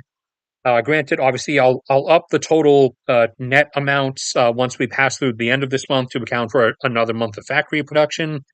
But they are launching them so far, much faster than they're making them. And I expected, I don't remember if I had said this before it started happening, but I expected the sign that would like come that they were actually like coming close to their margin of expendability would be when they actually start like targeting real things, as opposed to, the first 4,000 cruise missiles they essentially were using to bomb kindergartens and apartment buildings and shopping malls. Now they have actually, if we go, uh, hopefully I'll recognize one. Okay. Uh, oh no, that was an attack in Russia. Where was one of the first ones, from this last week or so? I really need to find a way to actually like organize these. Blah, blah, blah.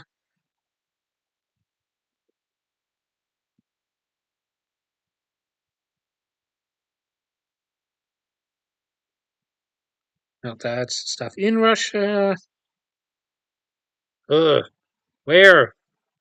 Where did I place these bookmarks?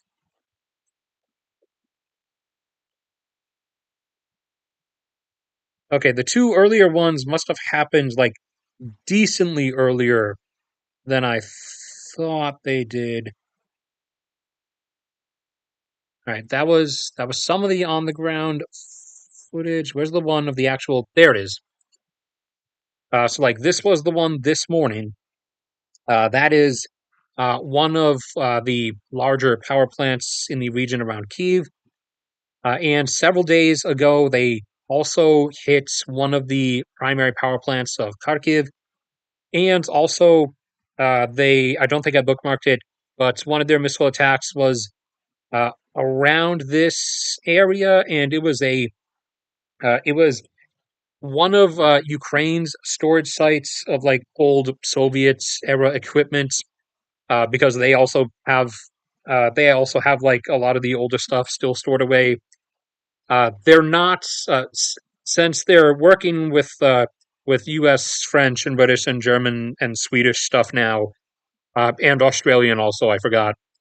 They're they haven't really been bringing that stuff out, but Russia still targeted that storage site anyways, which had a fair deal of like some of that older stuff. AKA, even if Ukraine was not using that stuff, it was still technically military stuff, and thus, for the first time ever, an actual military target that Russia decided to use its precision munitions against.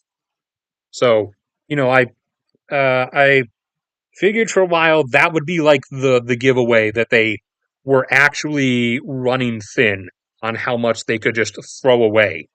It would be that they actually start targeting like real things instead of just trying to like randomly kill as many children as possible. Since they're incapable of learning, it seems that constantly massacring children only makes the people whose children you're massacring more angry and hateful of you.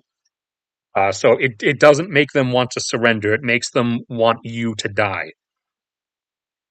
So that is starting to come to a head. And also, they are really, really pushing to to try to grab the remainder of Donetsk Oblast, because they failed to get it by Putin's re-election campaign. Now maybe they're gunning for it to try to pull it off before the May 9th victory parade day thing. It's not really working out all that well. They've grabbed a few new places, but it in total amounts to like around this general area, this area right here. They've moved forward like collectively on average about another like 2.5 kilometers. So it's not really going that well. And okay, these were all right. If these are all from today, then I oh well. There's also this. Uh, this is the battle royale, which is literally when I told you guys like several months back that they're starting to just make these like suicide charges, packing a bunch of guys in a literal truck and just driving across the field to see if they can reach like the Ukrainian trench line. I wasn't kidding. They are actually doing that. So they built like a WWE pro wrestling cage around it, and are driving it like a Mad Max vehicle, and running over mines and getting it blown up, or getting shells landed on top of it and getting it blown up. But there were several other of these like mass suicide charges. In here, you can obviously like go to these again. I won't play footage from the combat stuff because people die in it. You know, it's my own moral. That's my own moral code thing, and also it's technically against TOS. Although you will see like larger politics streamers on YouTube with millions of subs will play stuff. Nothing's going to happen to them because YouTube makes too much money from them to actually make them follow the rules. Uh, but in this one pans over a bunch of stuff getting taken out. Even in just the first shot, you can see several of the burnt out vehicles, and there was another one just a few days before that. We can get down to it. It's mixed in with all the other stuff about the floods, which we'll get to in a second, and also the pulling out of like really, really old stuff on Russia's part, like literally World War II artillery units. And where's the other suicide charge page? Wait, on, did I skip it? Don't skip it. It's down, just down here, I think. Come on, I have way too much stuff.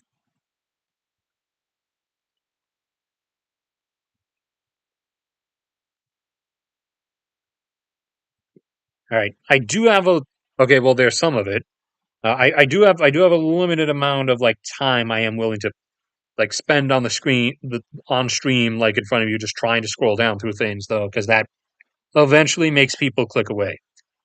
All right, they've they've been doing these like all of a sudden a lot more. Like they were trying to grab stuff throughout the winter too, but the last several weeks they've like hyped up the charge again, kind of like they did in November of last year, because they were really pushing to try to start doing stuff before to give Putin something before his election as like an election present. Now it's flared up again, and they're really trying to grab something before, I'm assuming, the May 9th parade thing. So they've been doing these super suicide charges again, which is resulting in thousands of dead dudes and throwing away hundreds of vehicles. And they are at the point now of having expended 4,400 or just below, around 4,380 or 4,390 AFVs and IFVs put together uh, since the start of the conflict, and that's out of 5,600, and these are modern ones, as in ones that are from after 1970, basically, is what we mean when we're referring to modern Russian equipment. So that's out of a modern fleet of about 5,600 at the start of the war.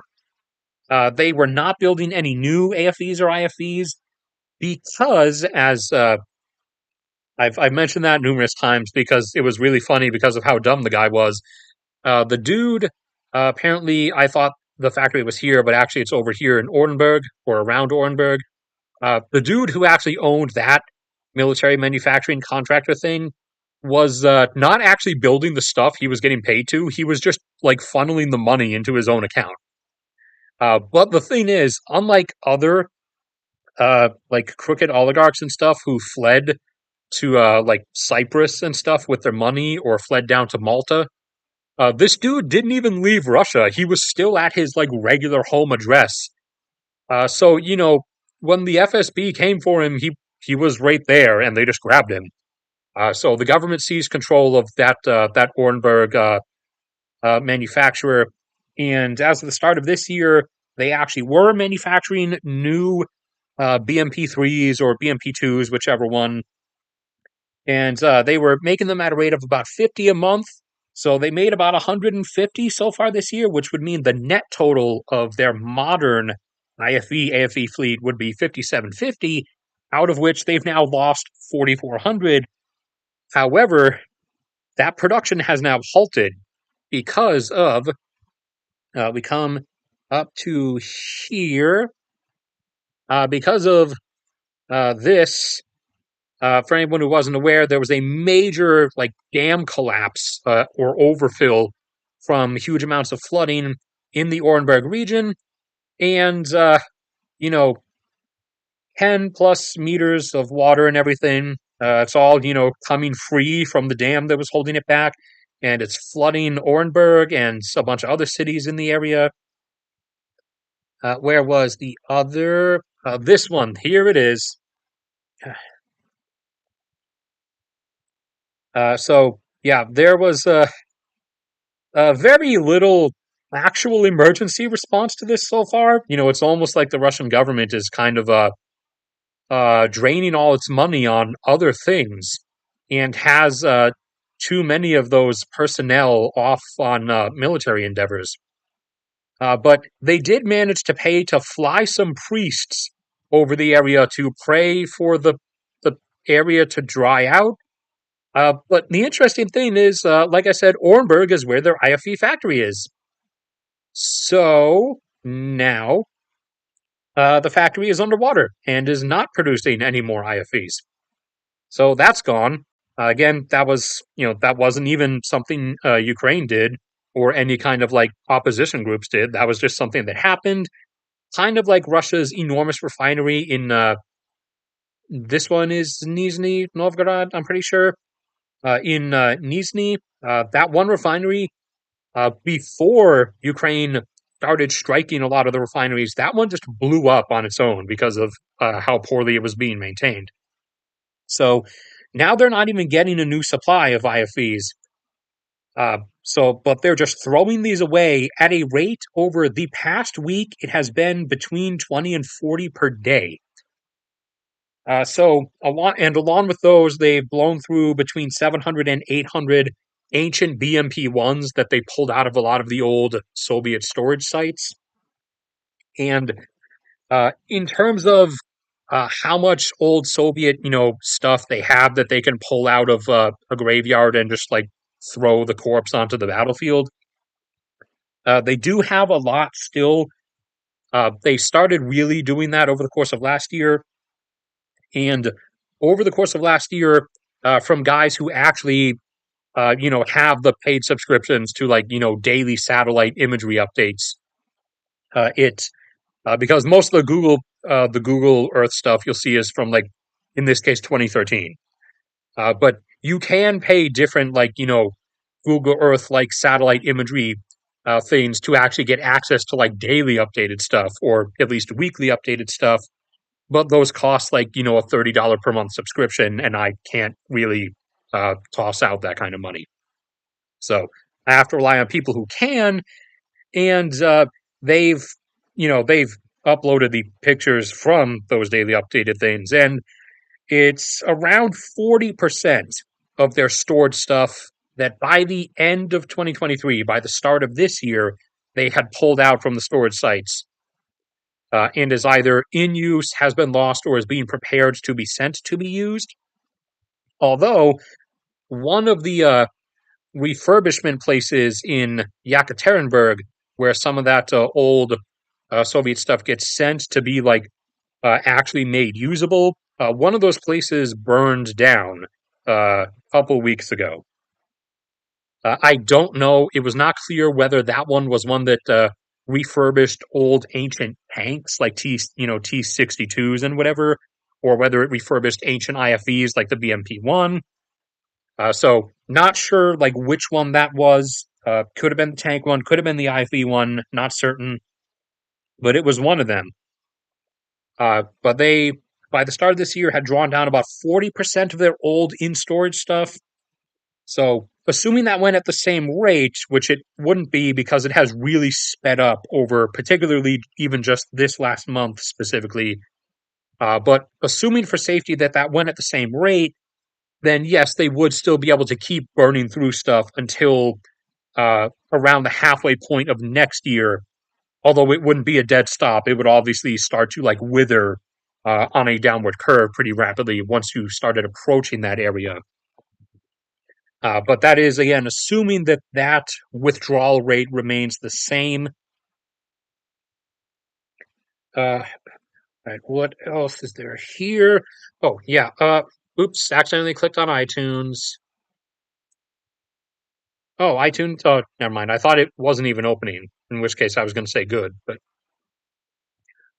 also, I spoke about this last week, but just in case anyone was unaware, one of Ukraine's drone strikes, or it might have been Poseidon missile strikes, in the Russian ports a week or two ago, that took out uh, another one of Russia's amphibious transport landing ships. If you remember, they had 6 in the Black Sea area, and they can't get the others through because the Bosphorus Straits are closed to uh, military ships.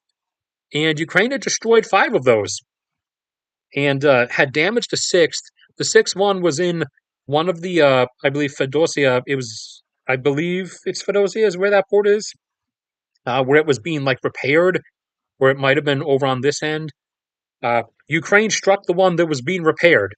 So now it's not being repaired because it's not repairable. So that means all the landing vehicles are, or the landing ships are gone. Now, why is this specifically important?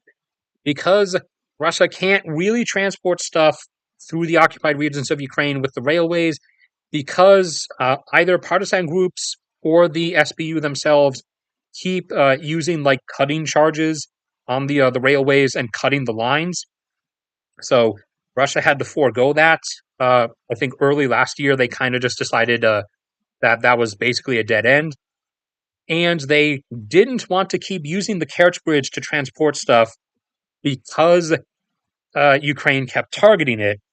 And if that bridge really goes, then for one, everyone here becomes kind of trapped, both military and civilian, and Russia would have to, like, you know, conduct some kind of mass evacuation, which would be the because the whole reclamation of Crimea is like Putin's, mega career making move, or at least as he views it. That would be the ultimate like self hammer to the face in terms of like doing the opposite of saving face. So that would be really bad in terms of public imagery. So they wanted to avoid that, and they stopped using that and started using the amphibious vehicles to transport stuff across to Crimea and to the southern coast of the occupied regions. However, now that they can't use those ships anymore because they're gone, they are having to transport stuff across the bridge again, which now means Ukraine is like freely open in terms of excuse wise to target the bridge. So that is coming at some point. There's no way for them to actually escape that now. So if through either multiple strikes or one large one, like I said, if the bridge actually goes, then this whole project is kind of game over. Which, in terms of a face saving, primarily at home move, is not really good in Putin's angle. And then there were other things. Uh, oh, yes, the artillery stuff. We have to go down here, get one of them. Well, and also the whole very poor lack of a emergency response to the whole Orenburg mega flood thing isn't really helping the image either. But because the only people that matter in Russia are the ones in Moscow and St. Petersburg and in Crimea, and the only people that those people care about in terms of like other than themselves, or the only other regions that they really care about other than their own are those other two, like whichever one they happen to be from. Like, the St. Petersburg, upper middle class citizens care if something happens to Moscow or Crimea, but uh, stuff happening in Bryansk, in Kursk, in Belgorod, no one really cares. So Crimea is like one of, you know, on unspoken terms, one of the only three places in Russia that quote unquote actually matters. In terms of like if something bad happens to it, that like the populace would like really care about that. So, but for the people of Orenburg, at least, they are not really happy with Moscow now because they're just kind of being told, you're flooded and oh well, I guess. Literally, the Kazakhstan's emergency services and their whole management of their disaster response has been far more like first world level than Russia's has.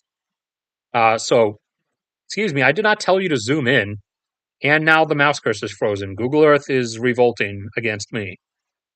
But so Kazakhstan is legitimately making their way up in the world, as I expected. They were on that map I showed you guys, I think, at one point of rising nations that will actually rise, or developing nations that actually do have a future. Kazakhstan is one of the primary ones on that list, alongside Vietnam.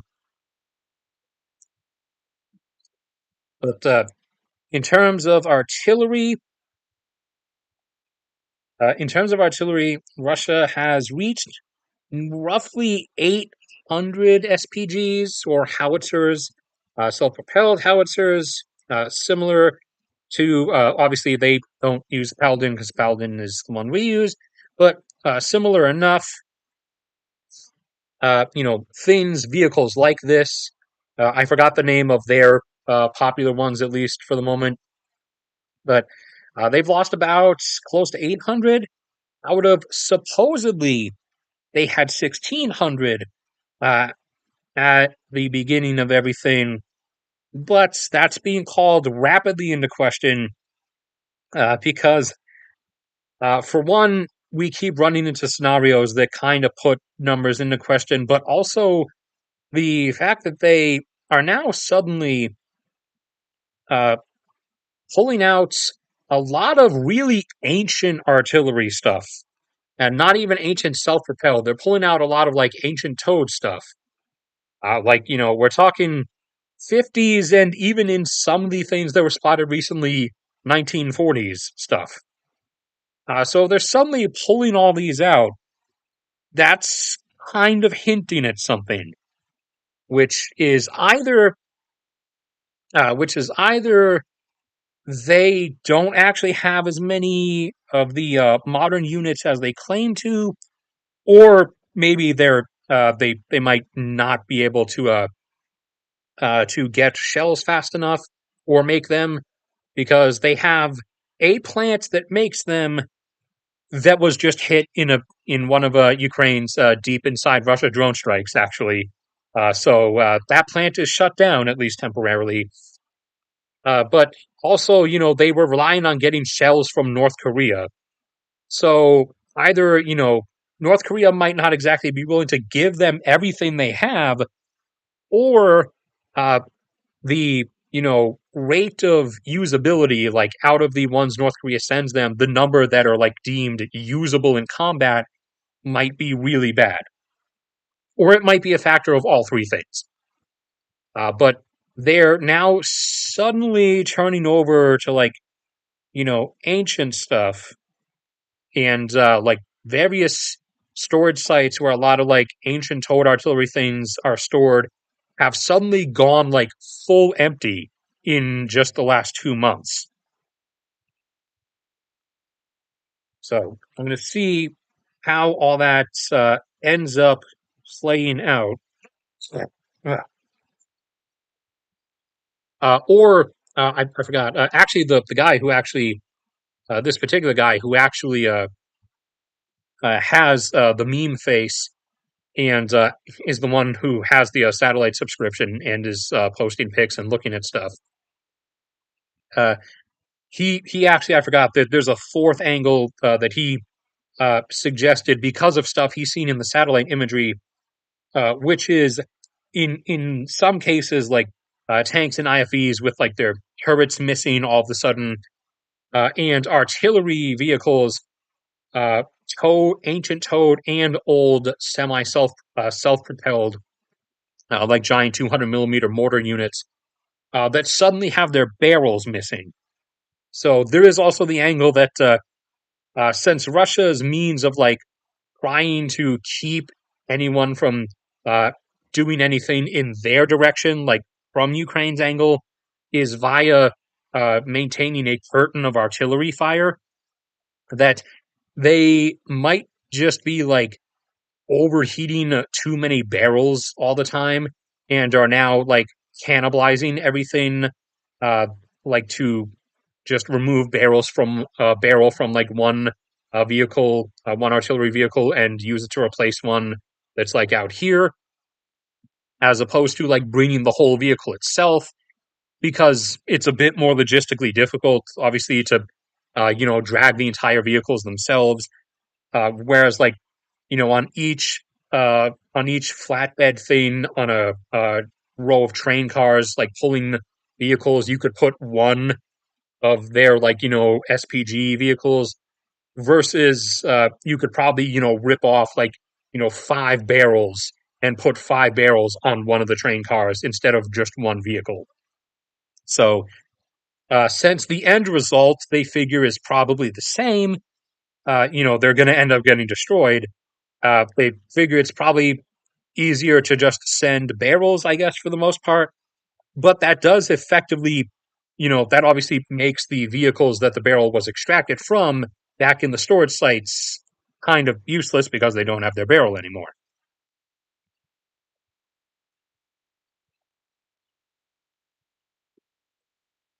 And what else did we have here?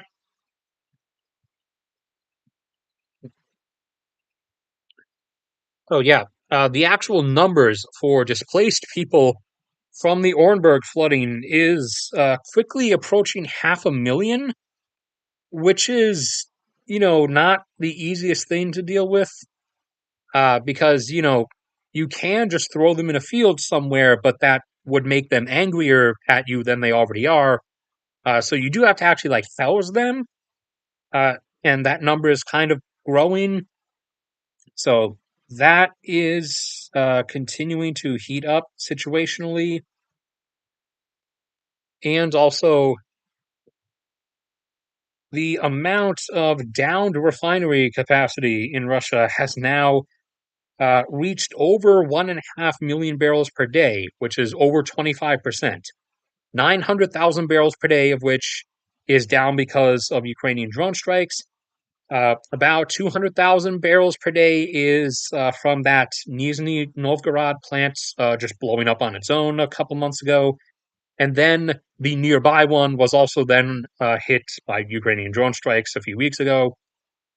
And a number are also just down because you need to perform maintenance on stuff, eventually.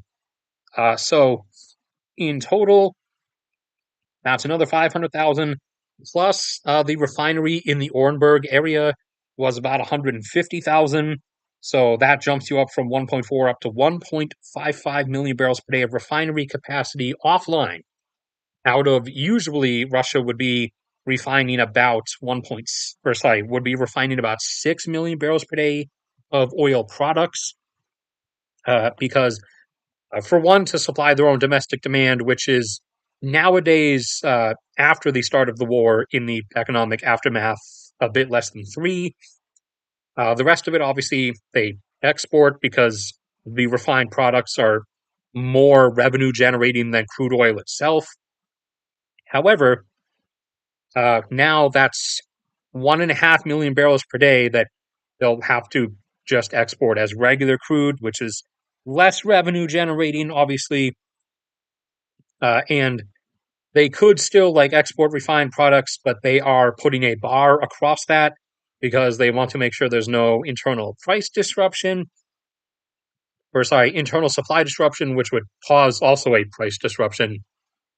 But their degradation of the oil and gas fields and network and production sites and everything is still ongoing, as and also still being covered up in the theater of supposedly cutting production intentionally. Granted, they are intentionally shutting the stuff down, but they're shutting down the fields and sites they would not otherwise be able to maintain. So they were at about 9.3, and they have, as of the last 2 weeks, just started dialing the stuff down that they had initially said they would do back at the end of last year. But they are physically now, like visibly doing that, and are going to drop down to 9 million barrels per day.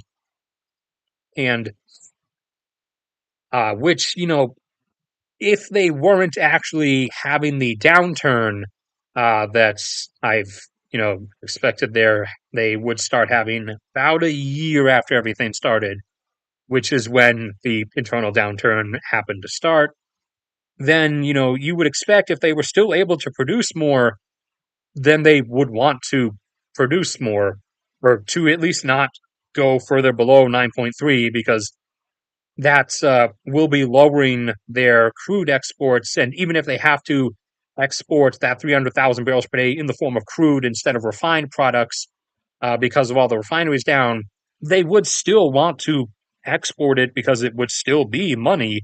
It might be only half as much money as selling the refined product, but it would still be money.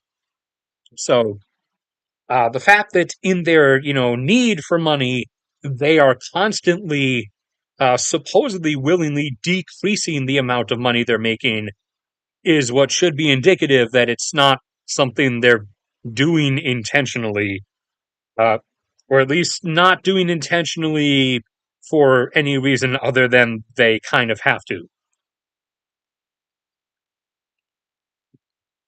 Let me take another drink of water, and that, I think, is everything we have for this time. And I do apologize. This went way overboard, longer than I thought it was going to.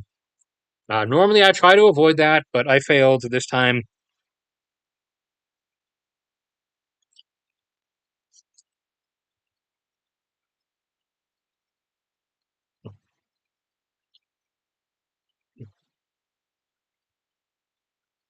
Uh, Civil War in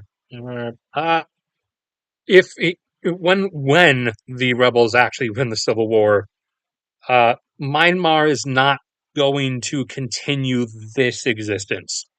It is going to fragment, and the different resistance groups that are aligned with each other have already openly like discussed this at the table with each other about like do we want to stay as this conglomerated UK engineered country of Myanmar, or do we want to fragment into our old selves? And they have actually collectively agreed to do that. and they don't. There's only one. There's only one pair that has an issue with where the border is by about like 1 mile difference from each other. So they're not going to go Balkans mode or Yugoslavia mode. There might afterwards be a bit of tension between uh, Shan and Kachin is, I believe I'm getting them right. This group here, you can basically see the shape the country would take right here from the mountain range and rivers, and from where the mountain range and the forest ends on this one. This is Shan, and this is Kachin, two of the ones that will form. They These two are the only ones that have like a dispute with each other, but it's not to the degree that the Balkan countries did with each other. They have this one dispute about uh, their their border because part of it's marked by a river, and the river is like split in two at one point. Not the big points up here, not this big split, but at one of the smaller points, it does like fork around like a hill or a mountain or something that's about 1 mile wide, and each one, disagrees about which side of that fork, is where the border should be, because they're like that one extra square mile of island in the middle of the river is ours, and the others like obviously no, it's ours. But the as with the others, though, they don't really have any like serious issues with each other. If anyone then ends up developing like issues with a new uh like consolidated valley nation Myanmar, because that's what's going to be left of actual Myanmar, is the inward valley here and this arm that's attached to it. That's what's going to be Myanmar left over. But you're going to have Kachin, Shan, Rakhine here, and parts of this, and this partial. I forgot which one is this. That's the only one you're not going to make a thing come up on, isn't it? Of course. You're not going to put the name of the state on there. Okay. Well, thank you, Google Earth. You are so helpful. But yeah, Myanmar, as in the country that will actually bear that name afterwards, is going to be this inward basin valley plus the arm here. So there might be some moderate issues between Kachin and Shan, but between Rakhine and whichever one this one is here, there shouldn't be anything, or between them and Kachin, or obviously between Shan and any or either of those two, because they're not even touching each other.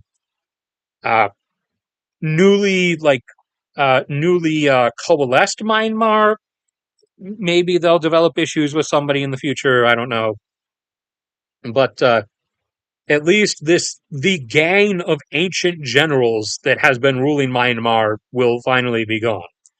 Two of them actually are already dead. One of them, because it was, I believe, it's 7 generals, or it was 7 generals that took over the country and have been running the country. One of them, the resistance groups actually managed to get to him in the capital and assassinated him. And another one was flying in a helicopter, and because their stuff is so poorly maintained now, because they've been cut off from Russia because of the war, and China doesn't even want to help them as a puppet state, because all China cares about is that the tin keeps flowing into China, and uh, when there is a conflict zone around the mines, that disrupts things.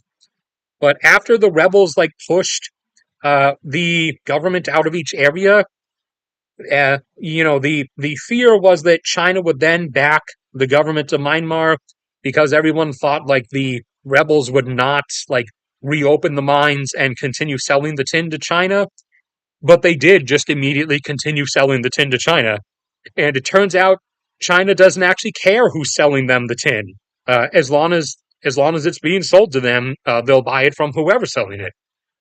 So they now have no more reason to actually help the military government.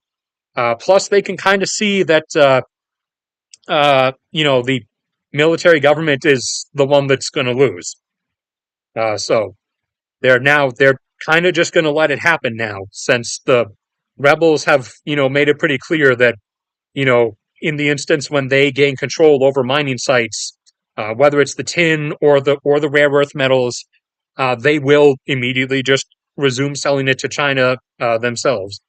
So the only thing that's changing is the hands of who's doing the selling. China's still getting what it wants. So China is not willing to send them spare parts or maintenance equipment either. So they're not able to really maintain their stuff. And one of their helicopters had total engine failure and crashed while one of the generals was on it. So that's two of them that are actually already dead before they've even lost the war. So there's, I believe, five. It might be six because I think it was seven generals. It was a cadre of seven generals that took over the place, or eight, but I think it was seven. Two of which are now dead. So I don't know. They seem to be dying on a average. If you want to average those two out, they seem to be going at a rate of one every 6 months or so. And that guy's helicopter crashed in early December. So theoretically, another one of them, might go, by June or something. Maybe the rebels will manage to sneak, I don't know, an assassin into the capital again, and off another one, or maybe another one. Since they are legitimately old, maybe one of them will just seize up from a heart attack, for all I know.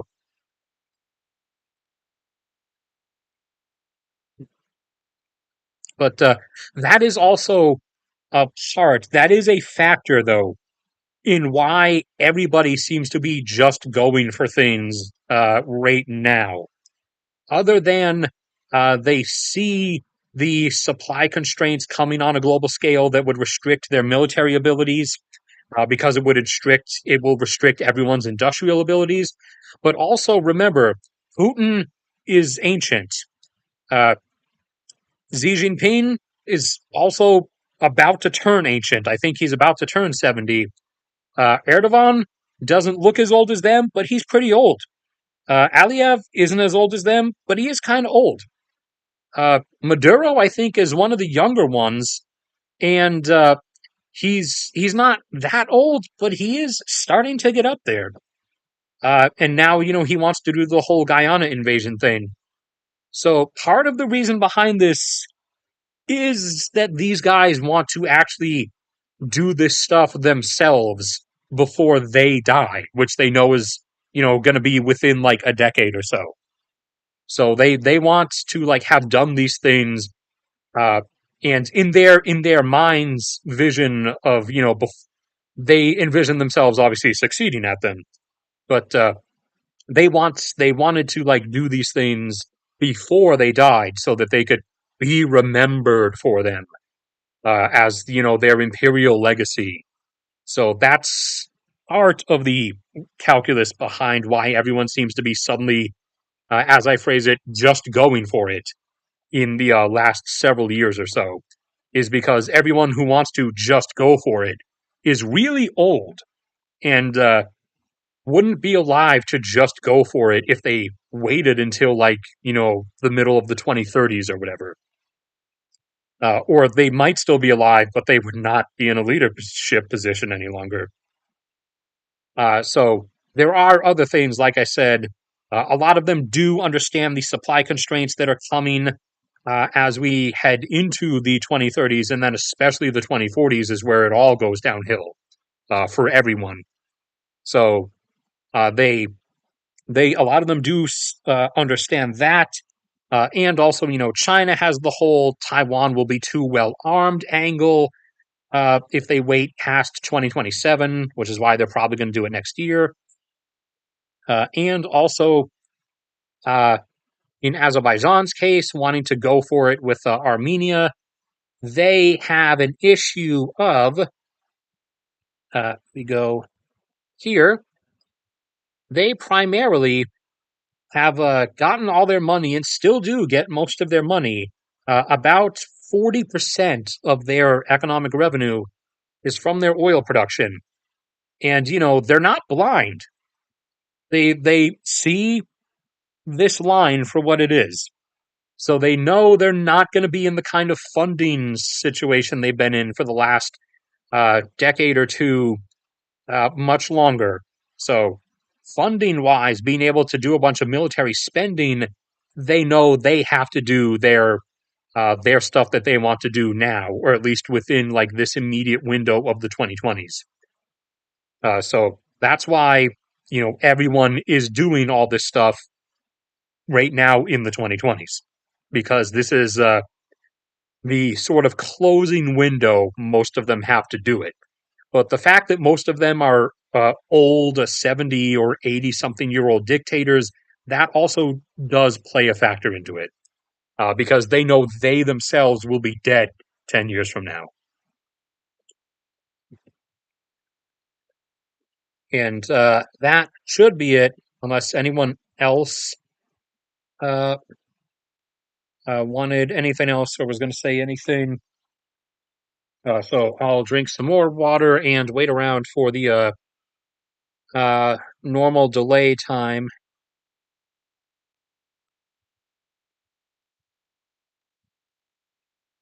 Scroll down, obey me, keyboard.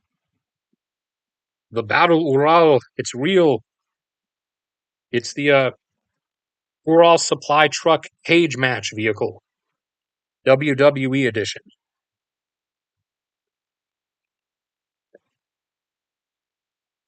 We just need to let's throw the Undertaker in there, and since Russia's trying, or Putin's trying to restore his idea of the good old days, let's bring back the '90s and the early 2000s, the final peak of the prosperity age, even WWE wise, ironically enough. So let's throw in the Undertaker. Let's get Stone Cold in there, Triple H. Throw in everybody. We'll have a good old cage match in there.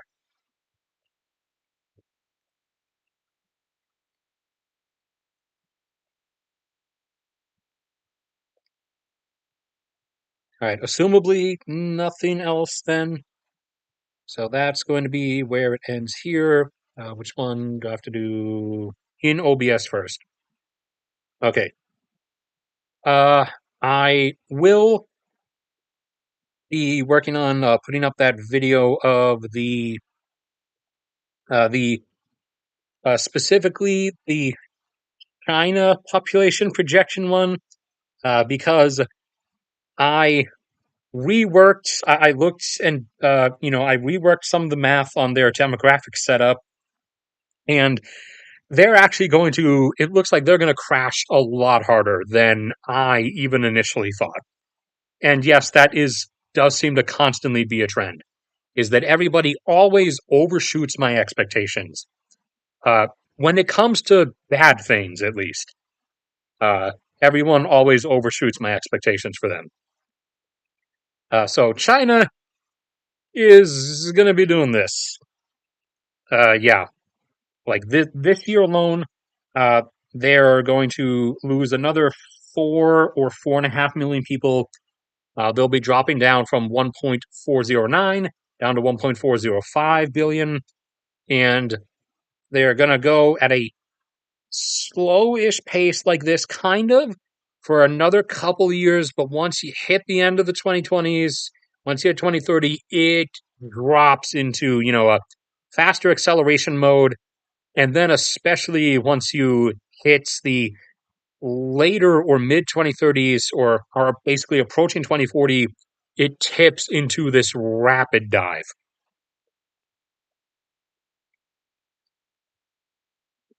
So I'll be doing that video soon. But other than that, that is it for now. So I will see everybody around